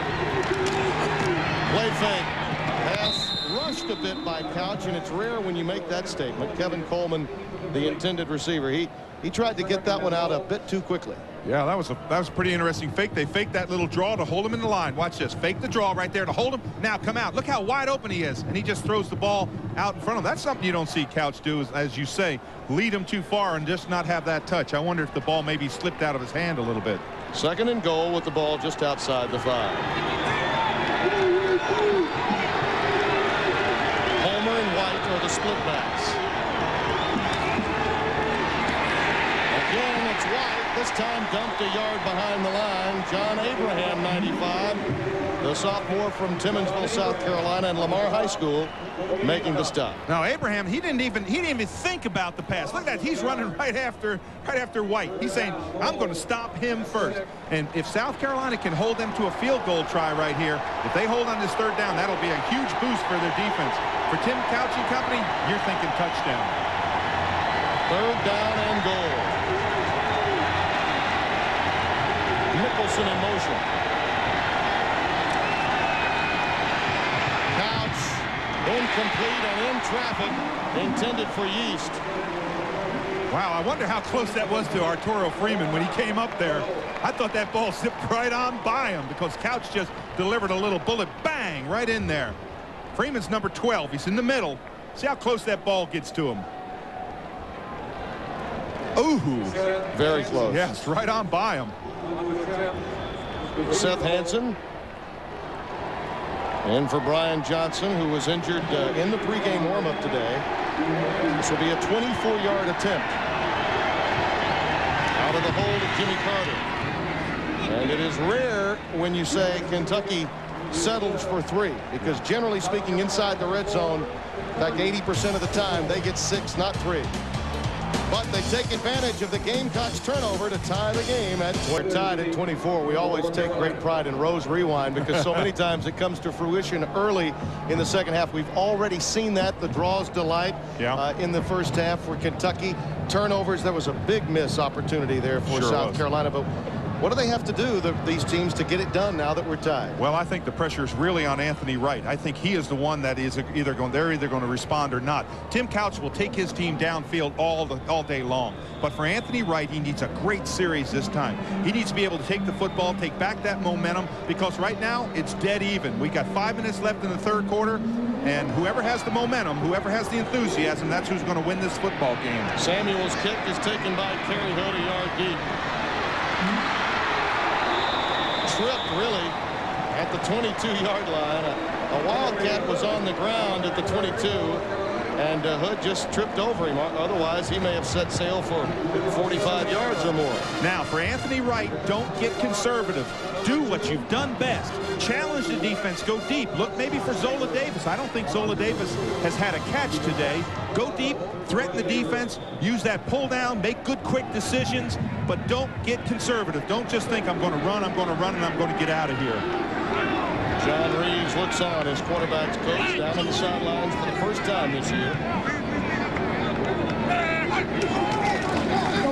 And again, Boo Williams. Off the corner, quickly turning it upfield, but Littleton Ward was there to come off the corner and meet him. That obviously is an adjustment that Mike Major, the defensive coordinator, had to make for Kentucky in the second half, because there was far too much boo going on with regard to that offense off the corner. Yeah, they made some good adjustments, especially with Boo Williams coming around there on the weak side. He's picked up 8-10 yards every time. Now, Anthony Wright, second down, 8, throw the football.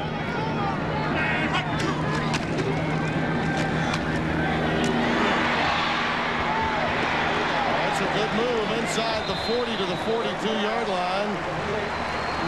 Tremaine Martin comes up to make that stop of Shaw Mays. Shaw, the redshirt junior from Tallahassee, beyond the 40 to the 43-yard line for a first down.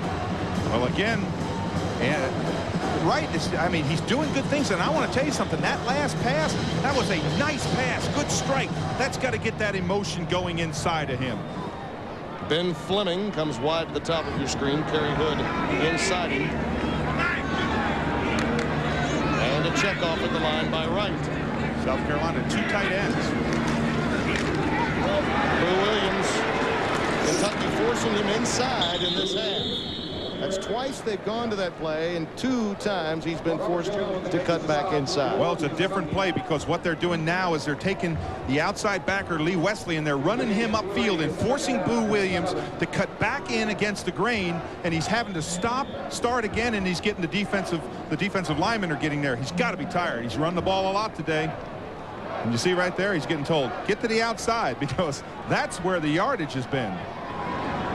Troy Hambrick has come in for him, and I think he is winded. Here's another audible on the line. Ball's on the ground briefly. And Hambrick wedges his way to about the 47-yard line. I know you want to take time off the clock, but I'm in the position where I just think second down and 7-8 yards, you throw the football. You go downfield, it gives you 2 chances to complete. Now watch Anthony Wright, see if they don't spread him out wide and let him come up through. He's got to find Zola Davis. His roommate suspended last week, but back this week on 3rd down and 5. Big down here. Got to keep this drive going if you're South Carolina. Hambrick. Oh, what a stretch by Hambrick. I think he made the first down. It'll depend on the mark. Will it be right or left foot? It's a right foot mark, and it's going to be a first down. Did you see what Hambrick did at the last end? It's almost like he knew he had to make the 48-yard line, and he just stretched to get it. Now they're going to call for a measurement here. No, they wave it off. See, there's no reason to call for a measurement when you get a right foot mark. I mean, we've seen enough football to know that. Now, is that the right foot of Anthony Wright? No, that's the right foot of the line judge. I know. Well, it keeps the drive alive. Boy, that was a big play by Hambrick. brought him in. He's a little bit rested, taking Boo Williams out, and Hambrick has really responded well today. Play fake to him. Looking for Zola Davis. And he makes his first catch with 2:08 remaining in the third. And we finally see a smile from Anthony Wright as he gets up off the deck after getting some severe pressure. Boy, watch the pressure that he has right up the gut on him. It's Jacobs that comes right up here. Watch this. Boom, he's coming. Bang, down he goes. But he finally finds Zola Davis. And this was not an easy catch. Zola Davis had to turn back against his body and turn back and look that ball in because Anthony Wright was under a lot of pressure there. Now you see he fell off a bit a year ago, but a tremendous freshman season. Setting all kinds of records when Steve Tannehill was the quarterback here. And on second and less than a yard, Anthony Wright, that was a draw for, maybe a quarterback sneak for about 10, maybe 12 yards. Boy, he just kept his legs churning in there. And you know what? Nobody could get their arms around him. Watch this. This is just going to be power.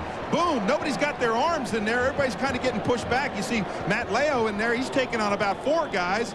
And he just kind of rumbles. Look at this. Nobody can get their hands on him. He just pops out. Keeps those legs driving. And give a lot of credit to Rubiak, 63. Yeah. Well, you know, it's a different Anthony Wright. It's a different Anthony Wright today. 1st and 10 at the 25. This drive got underway at their own 27-yard line.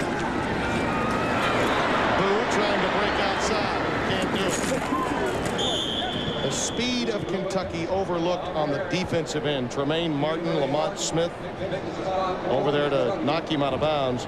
That's Darren Hambrick that lost his crutch there. Broke his crutch, I think. He's down to 1 leg and 1 crutch. Well, again, get to the outside. That's what they told him on the sideline. Don't try to cut up all the time. Use that speed. Now, this is tough when you're standing on sideline. You're hurt on side. Look at that. Good. That was good footwork, though. I mean, lose both crutches, bend one. Broken leg and a bent crutch. Out pattern. Oh, that could have easily been picked. Tremaine Martin had it right in his mitts. Boy, and Anthony Wright there tried to force the ball in where he should not have.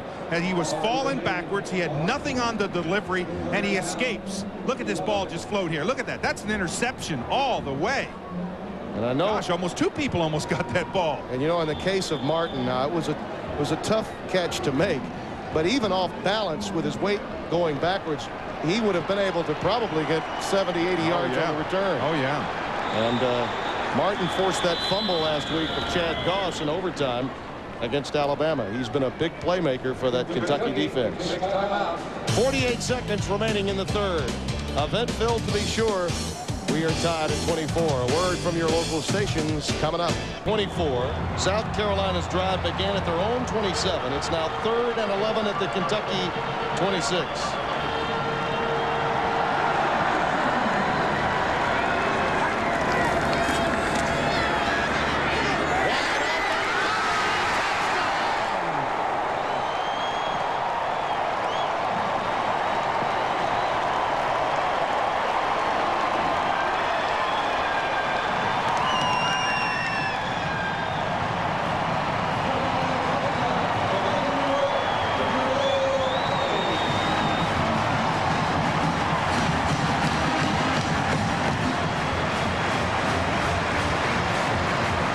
Scored on his first run of the day. Kelly, who had a drop in the opening series, scores on his first catch of the day. Absolutely. And it's a different, as I talked about it a lot, it's a different Anthony Wright because last week was so dejected when they dropped the ball. This week he says, heck, I'm going right back to you. Boy, what a nice cut that Kelly made on that ball.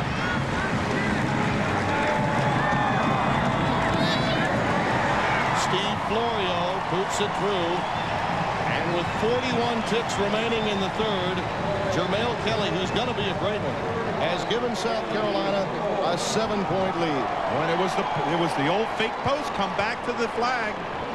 Comes back to the corner, and Kelly, when he got separation, right of your screen, when he got separation on the corner, look at the separation as he just faked going to the post and then burst back out to the corner. There it is. Look at this. Looking right in, just like you're catching the ball. Anybody can catch that ball. That was perfectly thrown. Just good hands looking the ball in. That is Anthony Wright's 11th touchdown pass and the 3rd for Kelly this year. I'm not coming back out. I don't know why you wouldn't want to come back out if you caught a touchdown pass. I think in this game, once you get a lead, you just want to go in. That's right. That's it. It's over. Kind of like the coach's game against the manager. That's right. If you score, that's it. Kentucky, in a bye week, had a game between the coaches and the managers. And the coaches worked it out where if they scored, it was like sudden death in the NFL. The game's over when we score. The way this game's going, you can certainly understand why any team would like to finish with the ball in their hands. Well, 55 points in the first 3 quarters. Now for Kentucky, that's typical. For South Carolina, they're saying, man, we got a lot of points in this game. It's going to go out of bounds to give Couch the 35-yard line. And the last thing you want to do is give field position to Tim Couch. And so a miscue by the South Carolina special teams. Tim Couch breaking record after record, week in and week out. 21 of 29, 183 yards. And this is the time in the game. If you're Tim Couch, you know, hey, we had a drive in with a field goal a moment ago. We need to get 6 this time. Exactly. But there's no panic in Couch. He's got a lot of confidence. They found, and I've never seen a player, you talked about in the opening, I've never seen a player that can turn around an entire football team as Tim Couch has done. But he has really turned his team around. He's got receivers that have got a lot of confidence. They make unbelievable catches. And it's right now, it's Couch time. Over the middle. Up to the 43-yard line to Kevin Coleman. He has spread the wealth today to all of his receivers. Tight end has probably been the least used receiver. We saw Darren Clark make 1 catch in that last series. And that was out of the end zone a couple of series ago, actually. 2nd down and a yard to go with time winding down in the quarter. White for a first down up to the 47-yard line, and we have got a dandy in Columbia. Kentucky looking for a bowl trip. South Carolina with their backs up against it for the 97 season. The 4th quarter yet to come. Bob Gusling on the sideline, Dave Rowe in the booth. Tim Brando, happy to have you with us. Our Bell South SEC Game of the Week. And that is Kevin Brooks on the cart. And that's not good news. No, that's not. That's your starting right corner. You've already moved Lee Wiggins over to the other corner, and now you're taking Kevin Brooks off. That is not good news. Torrance is back out there, number 25. Look out. Homer right down the sideline. Very close to a first down, maybe shy of it by about a yard. Lee Wiggins over there to make the stop. The pass distribution for Tim Couch today, mostly wide receivers, but not Keo Sanford. He's not gone to Keo today. Of course, he's got the ankle problem. He's injured. But only the tight end once. Running backs will be utilized at least half as many times as the wide receivers. Today it's been Coleman, Mickelson, and Yeast, the 3 players that have been utilized most at the wide receiver spot. And we're going to have a measurement. And I can promise you that one thing on the Kentucky sideline is they just saw Kevin Brooks, number 5, go off the field. See if Couch doesn't come back and start to wear out Homer Torrance. Well, and Karis Sullivan, 13. Yeah, exactly. I mean, you could really go to either direction. They just missed the first down by a few inches. The announcers for today's game selected and compensated by Jefferson Pilot Sports. Our broadcast is a copyright presentation. Any use of this broadcast without the express permission of the Southeastern Conference and Jefferson Pilot Sports is prohibited.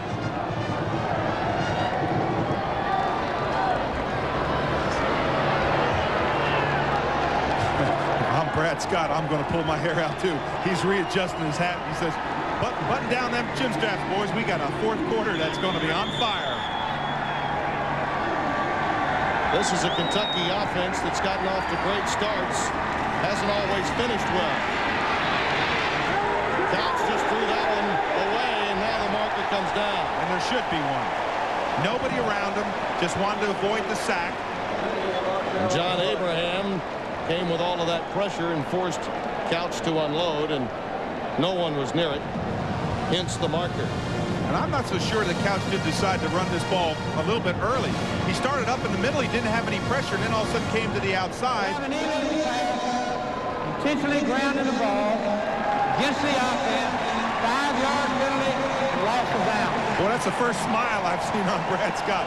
But you'll see right here. Brings the ball down. Now, indecision, comes to the outside. Watch John Abraham. He's got the speed to come after him. He's a small guy. He's always taking on big guys. He's about 235 pounds. But he gets up in Couch's face and makes him throw the ball out of bounds. 3rd and 14. Crowd rises to attention. 5 wideouts for Couch. Yeast. What a move past Sullivan. First down, Kentucky. Just get it to one of the speed merchants and let him go. Boy, and Sullivan made a big mistake. When you've got a wide receiver and you've got that much cushion on him, you've got to force him back inside. You don't take the inside fake and let him go outside, because all your help is coming from the inside. And watch what Couch does. He gets good separation. Sullivan playing off.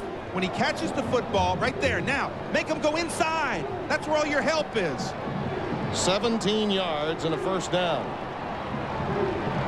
At the 38 of South Carolina.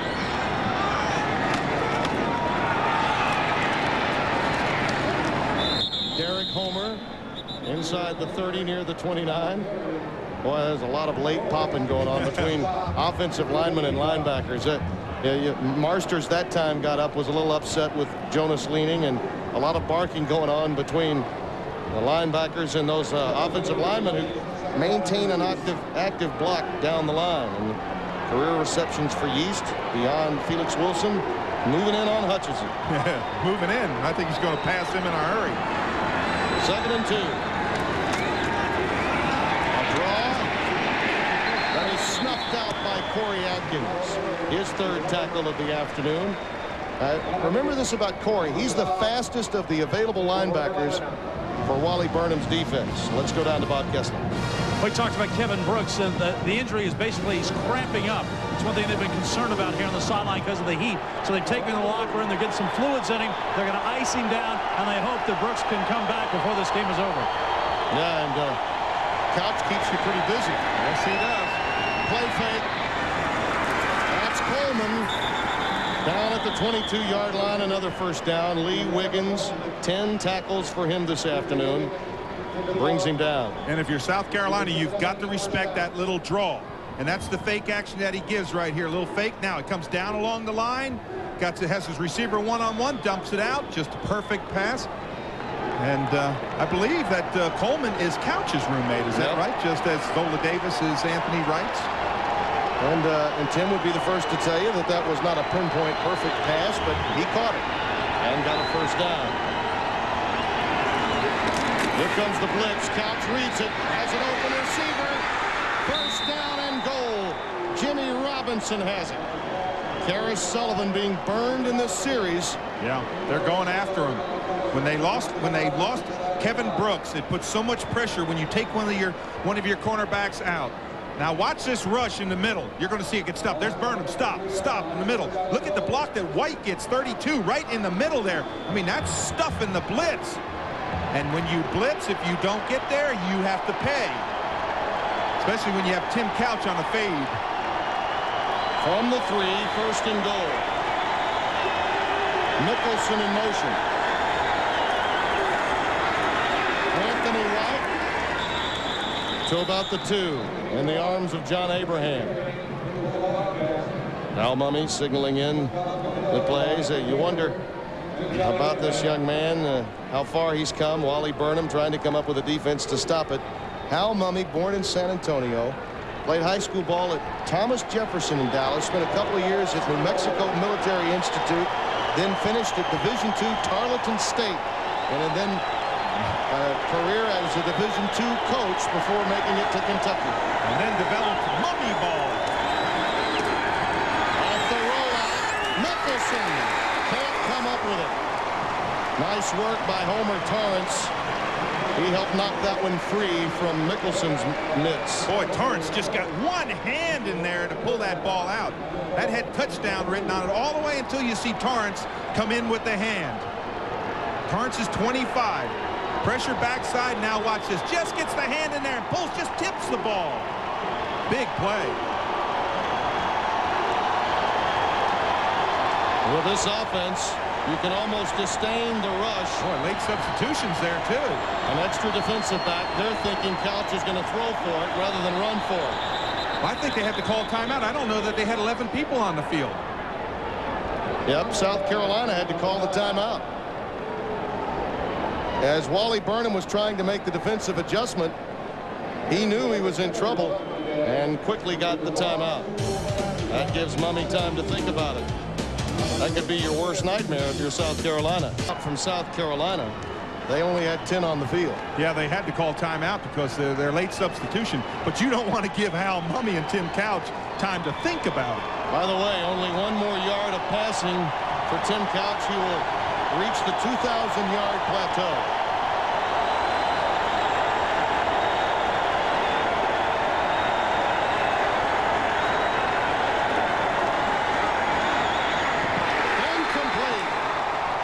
Intended for Yeast. And the Wildcats will be forced to settle for 3. Great defensive work by the Gamecocks.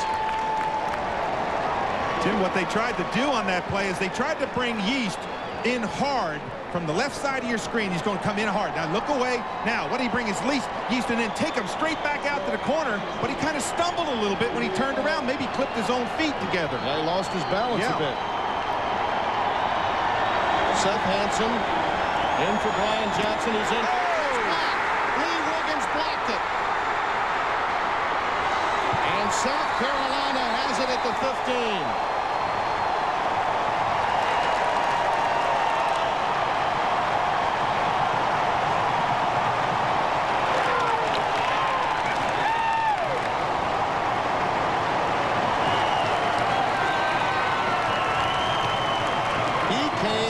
Absolutely free. Did Wiggins unblocked all the way from the outside right in front of. Look how far in there he was. He actually blocked it with his chest. He didn't hit it with his arms. He almost overran the football. But Wiggins came all the way from the outside. Look down the bottom here, all the way from the outside, stretches out that ball, hit him right in the chest. Perfect. And I'll tell you, that's something that you coach. You coach them to go for a spot where the ball is. Don't go for the ball. And Wiggins laid out and got it. Well, remember that series. This time Boo Williams stopped behind the line. So now in 2 successive series, Kentucky held to 3, and then a field goal blocked. And their short yardage plays today inside the 5-yard line, not nearly as effective as in games past. Well, I keep on thinking of turning points. I think this is about our 5th turning point. How many turning points are we allowed? But that is a huge play. And you know what's really huge about it is that their defense never gave up. But again, Tim Couch, he can strike from anywhere. 11.5 minutes, 11:15. That's an eternity for Tim Couch and company. 2nd and 11. Play fake for Wright. Looking long for Hood. Knocked away by Littleton Ward. Crowd wants interference. That's just a tremendous defensive play. But did you see how much time he had to sit back there? That tired offensive line, only 6 of them. You lose some of their big guys. They lost Spearman this week. And look at the time he has to sit back there and look. Good blocking up front, giving them time, looks downfield. Look at this. Nobody pressuring them. But great play there by Littleton Ward, number 4. Played the ball, did not play the man, played the football. Wright is 11 of 21 for 163 yards and 2 touchdowns. And more importantly, they're 8 of 12 on 3rd down conversions. 5 wide receivers for Wright. Quarterback draw. Snedeker, but not in time. It's a 1st down, South Carolina. Did you see him put his head down? We talk about a different Anthony Wright. Watch this. When he knows that he's close to that 1st down yardage, now sprint up. Now watch the tail end of this. He's going to put his head down. There ain't no slide. Look at that. Bam! Just coming out there. And he's taking on a big backer. Snedeker really had wrapped him up 2 yards behind the line of scrimmage. He just put the head down and said, I'm going to get it. And he did. 68 yards rushing now for Anthony Wright. Hambrick nearly popped that one. Marvin Major, Snedeker combined on that tackle. And Hambrick put that double arms around that ball. They don't want to fumble in this situation. Their defense has just come up with an incredible stop. That is just unbelievable that Couch and company drove the football the length of the field in what is almost an automatic play. I mean, we're talking about a 7 to 8 yard field goal, and they never gave up. Now it's time for Kentucky to answer the same thing. They need to get penetration. They need to force Anthony Wright into a mistake. Hambrick met at the line. It's ahead for perhaps 2, and that's all. This will be an interesting play call coming up, Dave, because you know, South Carolina is an offensive team that's a little tired. Zola Davis now limping off. But this is a team that wants to control clock. But you can't get too conservative for the reasons that you just mentioned. You know that Couch can strike quickly. Well, he can. Well, for Anthony Wright, this could be the ball game. This is one of those big plays where he cannot force it into trouble. First down, and the clock will continue to tick at the 39-yard line. Remember where this drive started. This drive starts after the blocked field goal attempt at the 15-yard line with better than 10.5 minutes remaining. Well, look at going to Hambrick. Hambrick, the forgotten running back with Boo Williams, but he's been very effective coming out of the backfield. Has good hands, looks that football in. Ben Fleming is in the game at one wide receiver spot. Kerry Hood the other. Fleming to the top of your screen. Hood to the bottom. On 1st and 10. There's an audible. Hambrick ahead for 2. Marvin Major the first to hit him. He's been active today. 6 tackles for Marvin Major. Now, Hal Mummy's team offensively had been successful 18 of 22 times in the red zone for touchdowns. Today they've been denied touchdowns inside that red zone far more often than they're accustomed. And look at the total yards in this game. 383 for Kentucky, 368 for South Carolina. Whoever has the ball last, he win this football game. 2nd and 7. Play fake, right, looking for Shaw Mays.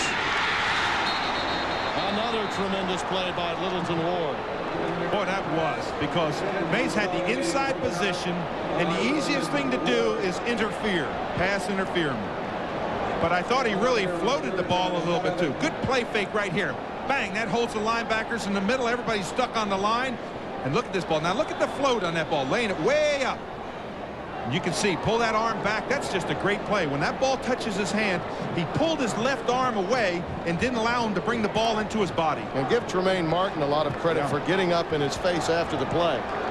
Because if one of your players doesn't get in front of you, you could be called for a celebration. Big down again. It sounds like every down's a big down.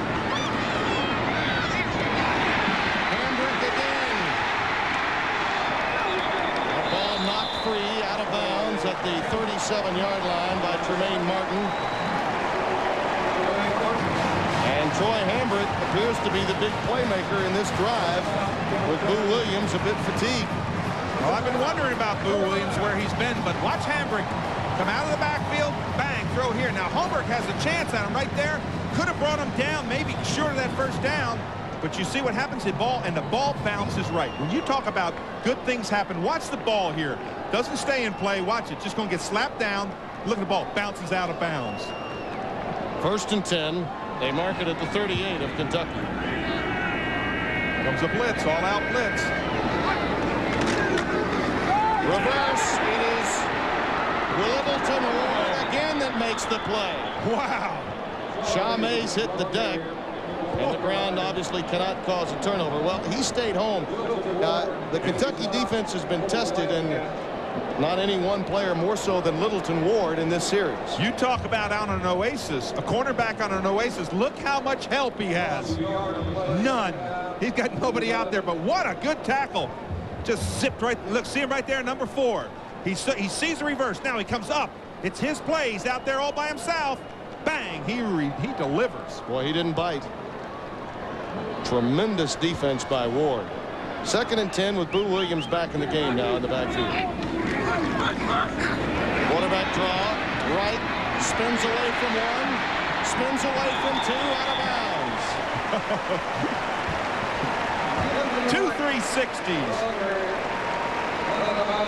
Now, to borrow a page from your generation, he was swinging and swaying with Sammy Ginn. Not that old, buddy. But he gets away from David Ginn in the middle here. Right there, that's Ginn. Bang, now he's going to come up on Ward. Look at this, Ward. I'm going to dance again. He picks up more yardage.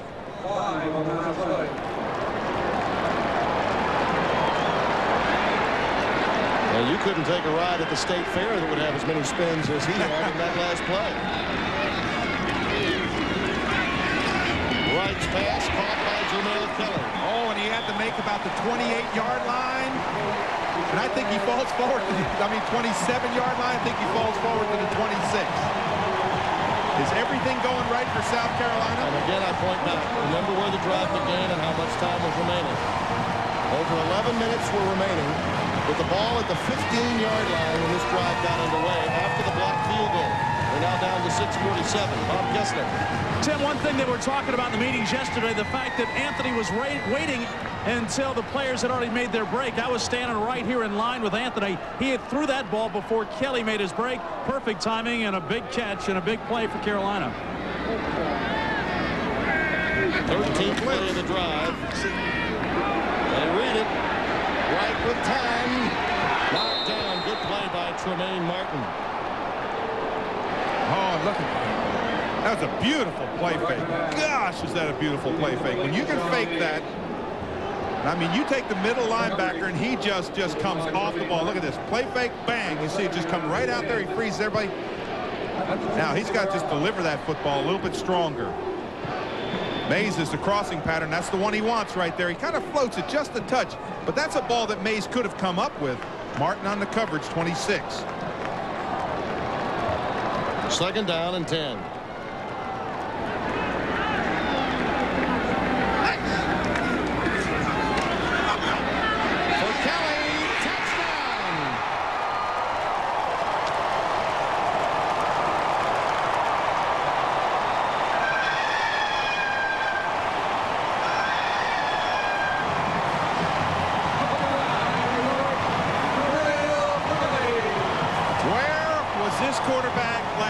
Because it's an entirely different quarterback, challenging the defense.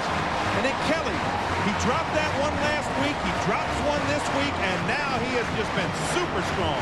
2 touchdowns for him today, his 4th of the year.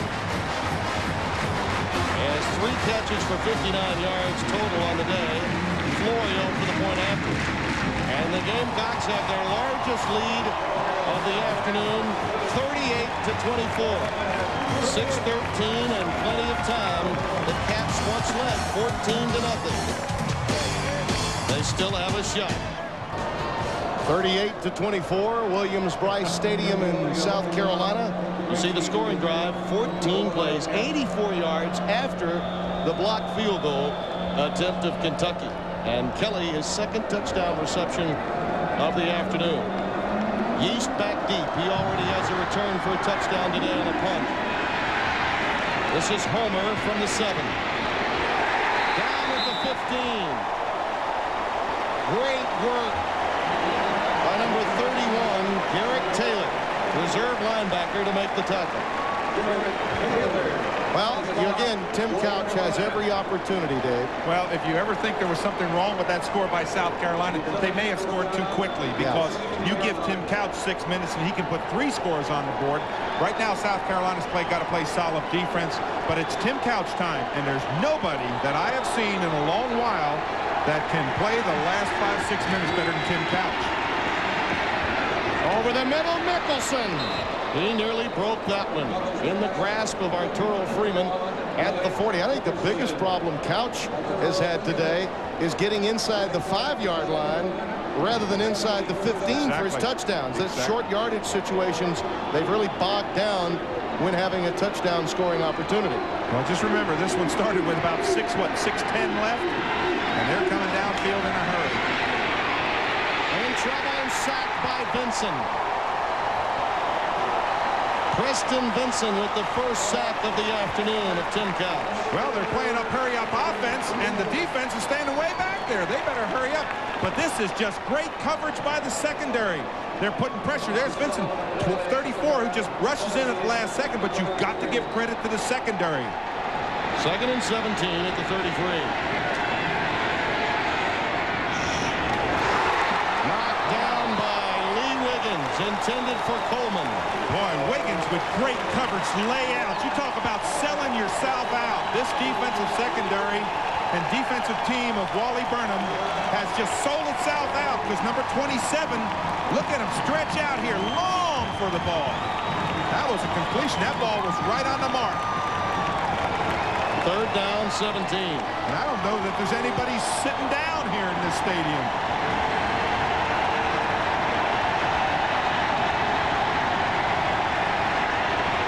Couch dumps it to White. Anthony White looking for the sideline. Down at the 41, maybe the 42-yard line. It'll be 4th down and 9 coming up. John Abraham made the stop. It appeared to me as if there may have been a face mask that went uncalled. Now, I thought there was a face mask, too. His head kind of got jerked back. But now watch the tail end of this. Let's see if we can maybe see a face mask. Right in here. Let's see, right? Nope. No, just the jersey. Yep. Exactly. But 4th down. 4th and 9. Couch's pass overthrown, and South Carolina takes over.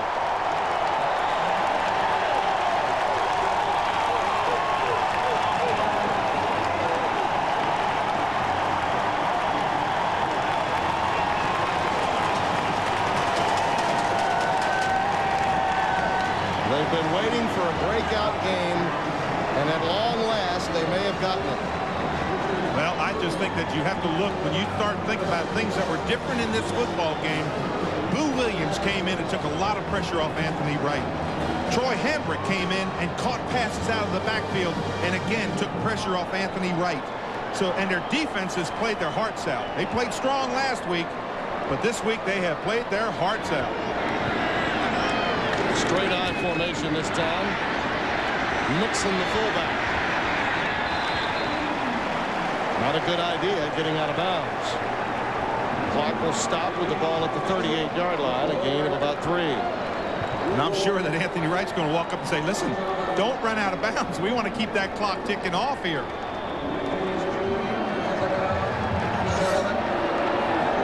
But you can just look in the eyes, as you look in the eyes of Couch. He is somebody that has complete confidence all the time. And you look into Anthony Wright's eyes, and he's got a different look. Last week he had a confused look. This week it's more of confidence. Nixon this time stays in bounds. Burrows to the 36-yard line. You know, you can talk about the many aspects of why a game can change. And I go back to 2 plays. Kerry Hood's catch when trailing 14-0, and then a missed call. And you hate to point back to that, but it was a missed call on a pass thrown by Anthony Wright to his receiver, Calvin Owens. He was stripped of the ball by Eric Kelly. They ruled he was down. He wasn't. They got their first touchdown that way. Exactly right. To make it 14-7. And the Gamecocks offense has not looked like the Gamecocks offense of old since. This time Wright absorbs a sack back at the 47-yard line. Well, I think you're right. I think that catch down the sideline, that was the first time in 2 games that I've seen Anthony Wright challenge the defense, the one to Kerry Hood. This is just good protection right here. I mean, good pressure on Anthony Wright. All of that being said, the biggest play of this game still, Arturo Freeman's interception return for a touchdown. We'll be back. .com. 38-24. Courtney Levitt back to punt it away from his 40 with Yeast back deep inside the 10. Now, if I'm Courtney Levitt, I don't punt to Yeast. I punt it out of bounds. I pooch kick it. I do something. Fair catch by Yeast. Up around the 17-yard line. Couch gets another crack with 3:30 remaining. Yeah. and 1 timeout left. And that's a lot of time. You remember all the onside kicks in Florida? This Kentucky team can kick. They can cover the field quickly. They can kick an onside kick. They can get right back in this football game. And with Tim Couch, it's very, very easy. You've got one of the top quarterbacks that I've seen in a long, long while with touch and just the throws, the different types of throws. Quick out. Slip screen up to the 25-yard line to Jermaine White, true freshman. That's his first catch of the afternoon. Now you take no huddle time because Couch calls the plays right on the line. They know exactly what they're calling. They have an audible call. You see him giving hand signals. That's his routes. As soon as now they may have to measure the ball. The ball's close to a first down marker. That stops the clock while they measure. But right now it's time for Couch to again get his offense together. As soon as they mark that ball and they get the stakes set on the sideline, they're going to be ready to roll. Just shy, inches away. Now he can get his line up on the line. He knows that they're going to go hurry up offense. He's got his wide receivers. He's got good contact with his wide receivers. Now you just go for it. Young man from Hyden, Kentucky, Leslie County. Second and short yardage. Looking for Mickelson. He's got him. That's the first down. Set the chains at the 31-yard line. Arturo Freeman making the stop. But if you're South Carolina, you love that play. Let them go for that 5, 6, 8 yards because that just keeps the clock running. They move the chains. The clock will stop until they get the chain set. But what South Carolina has to worry about is Yeast going long. They don't have Keo Sanford. You remember the injury to him. He's not been out there all game. White on the draw. Nothing doing. They'll be forced to use a timeout, one would think. Arturo Freeman makes the tackle. Again, hurry up offense. Not a lot of time to panic. Still 2 minutes and over 2.5 minutes left. The only problem is that you're down 2 scores, not 1. There's the slip screen again. But South Carolina's had it bottled up all day long, and that was a huge key to the defensive scheme of Wally Burnham today as Mickelson makes the grab. And again, the clock continues to tick. Oh, here comes the flag. And a late flag comes in, and that stops the clock. A masterful job today by Wally Burnham and his defense. Yeah, that time you saw again the defensive lineman, the minute they saw that slip screen, stop, bang, run right to the play. Now the flag was thrown after. I'm wondering if it's something along the line of taunting or some type of verbiage, I guess you'd say, face to face. A dead ball, unsportsmanlike conduct on both teams. That only serves to help Kentucky. Stops the clock. Well, it does stop the clock. And right away you look and make sure that nobody gets thrown out of the football game. And I don't see anybody leaving. The officials doing a good job of controlling this football game. A lot of emotion in this football game. Well, the Wildcats, so much mentioned about that historic win.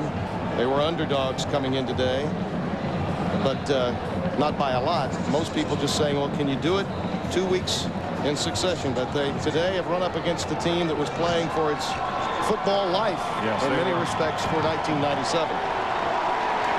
Well, South Carolina needed a win today. If they didn't get a win, they could pack the whole thing in. Jonas Leaning moved too soon, the left tackle, backing up into pass blocking position. Now, if I'm Couch in this situation, or I'm Hal Mumme, what I'm going to do is I'm going to go deep. False start on the offense. 5-yard penalty. You've got third down. You've got about 12 yards to go. You've got to pick it up. I'm going to go in that 15 to 20-yard crossing pattern, maybe a drive off, maybe a hook and go, something like that. I'm going to try to pick up some big yardage.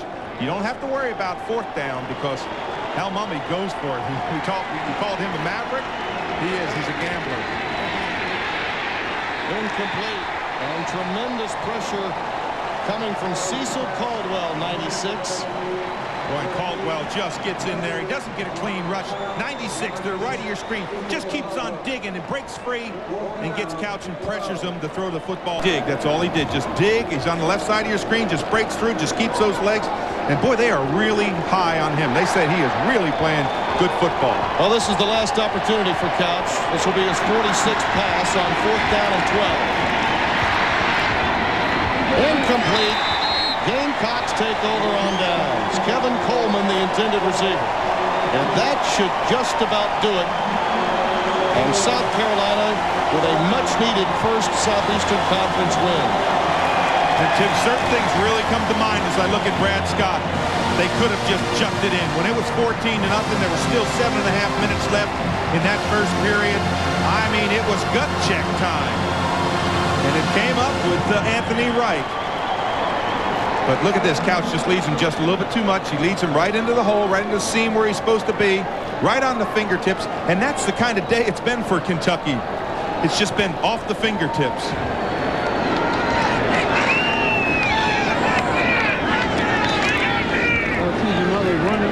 Boo Williams wrapped up at the line of scrimmage. Well, there'll be another day for Kentucky. And this will halt perhaps some of the optimism for Tim Couch and the Heisman. There's been much talk of that. You know, this is an interesting year in college football, particularly in the SEC. You look at their remaining schedule. They figured with a win today over South Carolina it would help make them a bowl-eligible team. That's really their goal now. Yeah. They still have to go to Georgia. LSU comes to their place, then to Nashville and to Knoxville on the 22nd of November.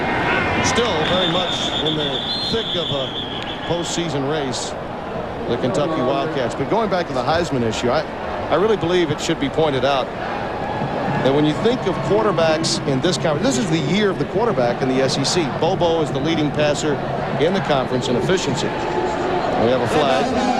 False start on the offense, 5-yard penalty. Then you have Damian Craig, who's having such a remarkable year. Tim Couch's numbers are impeccable, and week in and week out he continues to break records. Today he passed Bill Ransdell for most pass attempts in the season. He tied Babe Pirelli for the record of touchdown passes in a single season with 23. Boo Williams stopped at the line of scrimmage.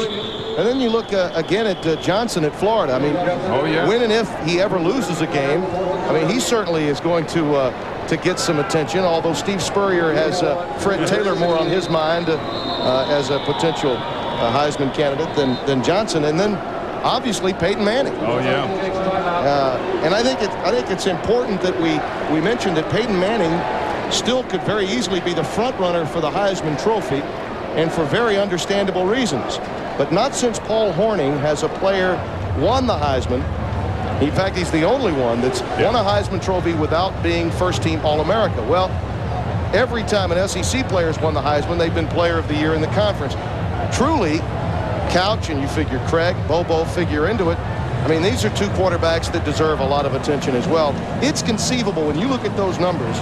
Peyton Manning, if he wins out, could certainly win the Heisman Trophy. Heisman voters aren't necessarily all conference voters.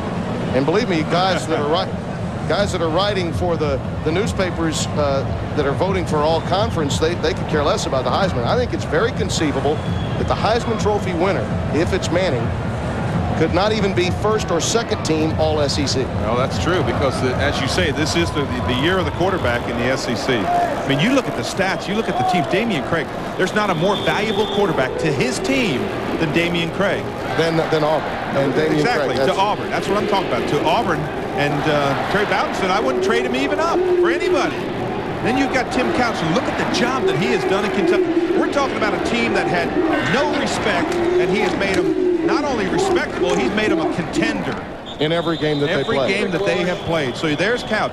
You got Peyton Manning. The tremendous story of Peyton Manning coming back for his senior year, I think, was a tremendous credit to him and to his family. And he does it. He's got good stats. Sure, everybody weighs the Florida game and says, okay, they lost Florida, and did he lose the Heisman Trophy?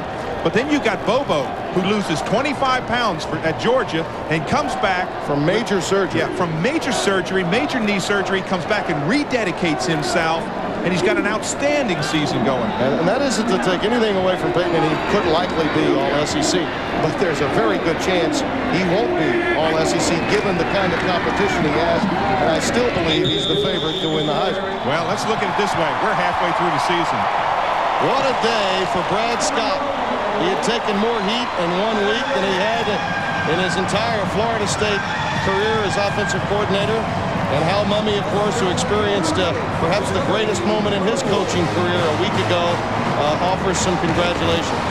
But this was a team that had not only reached its crossroads, but perhaps the end of the road.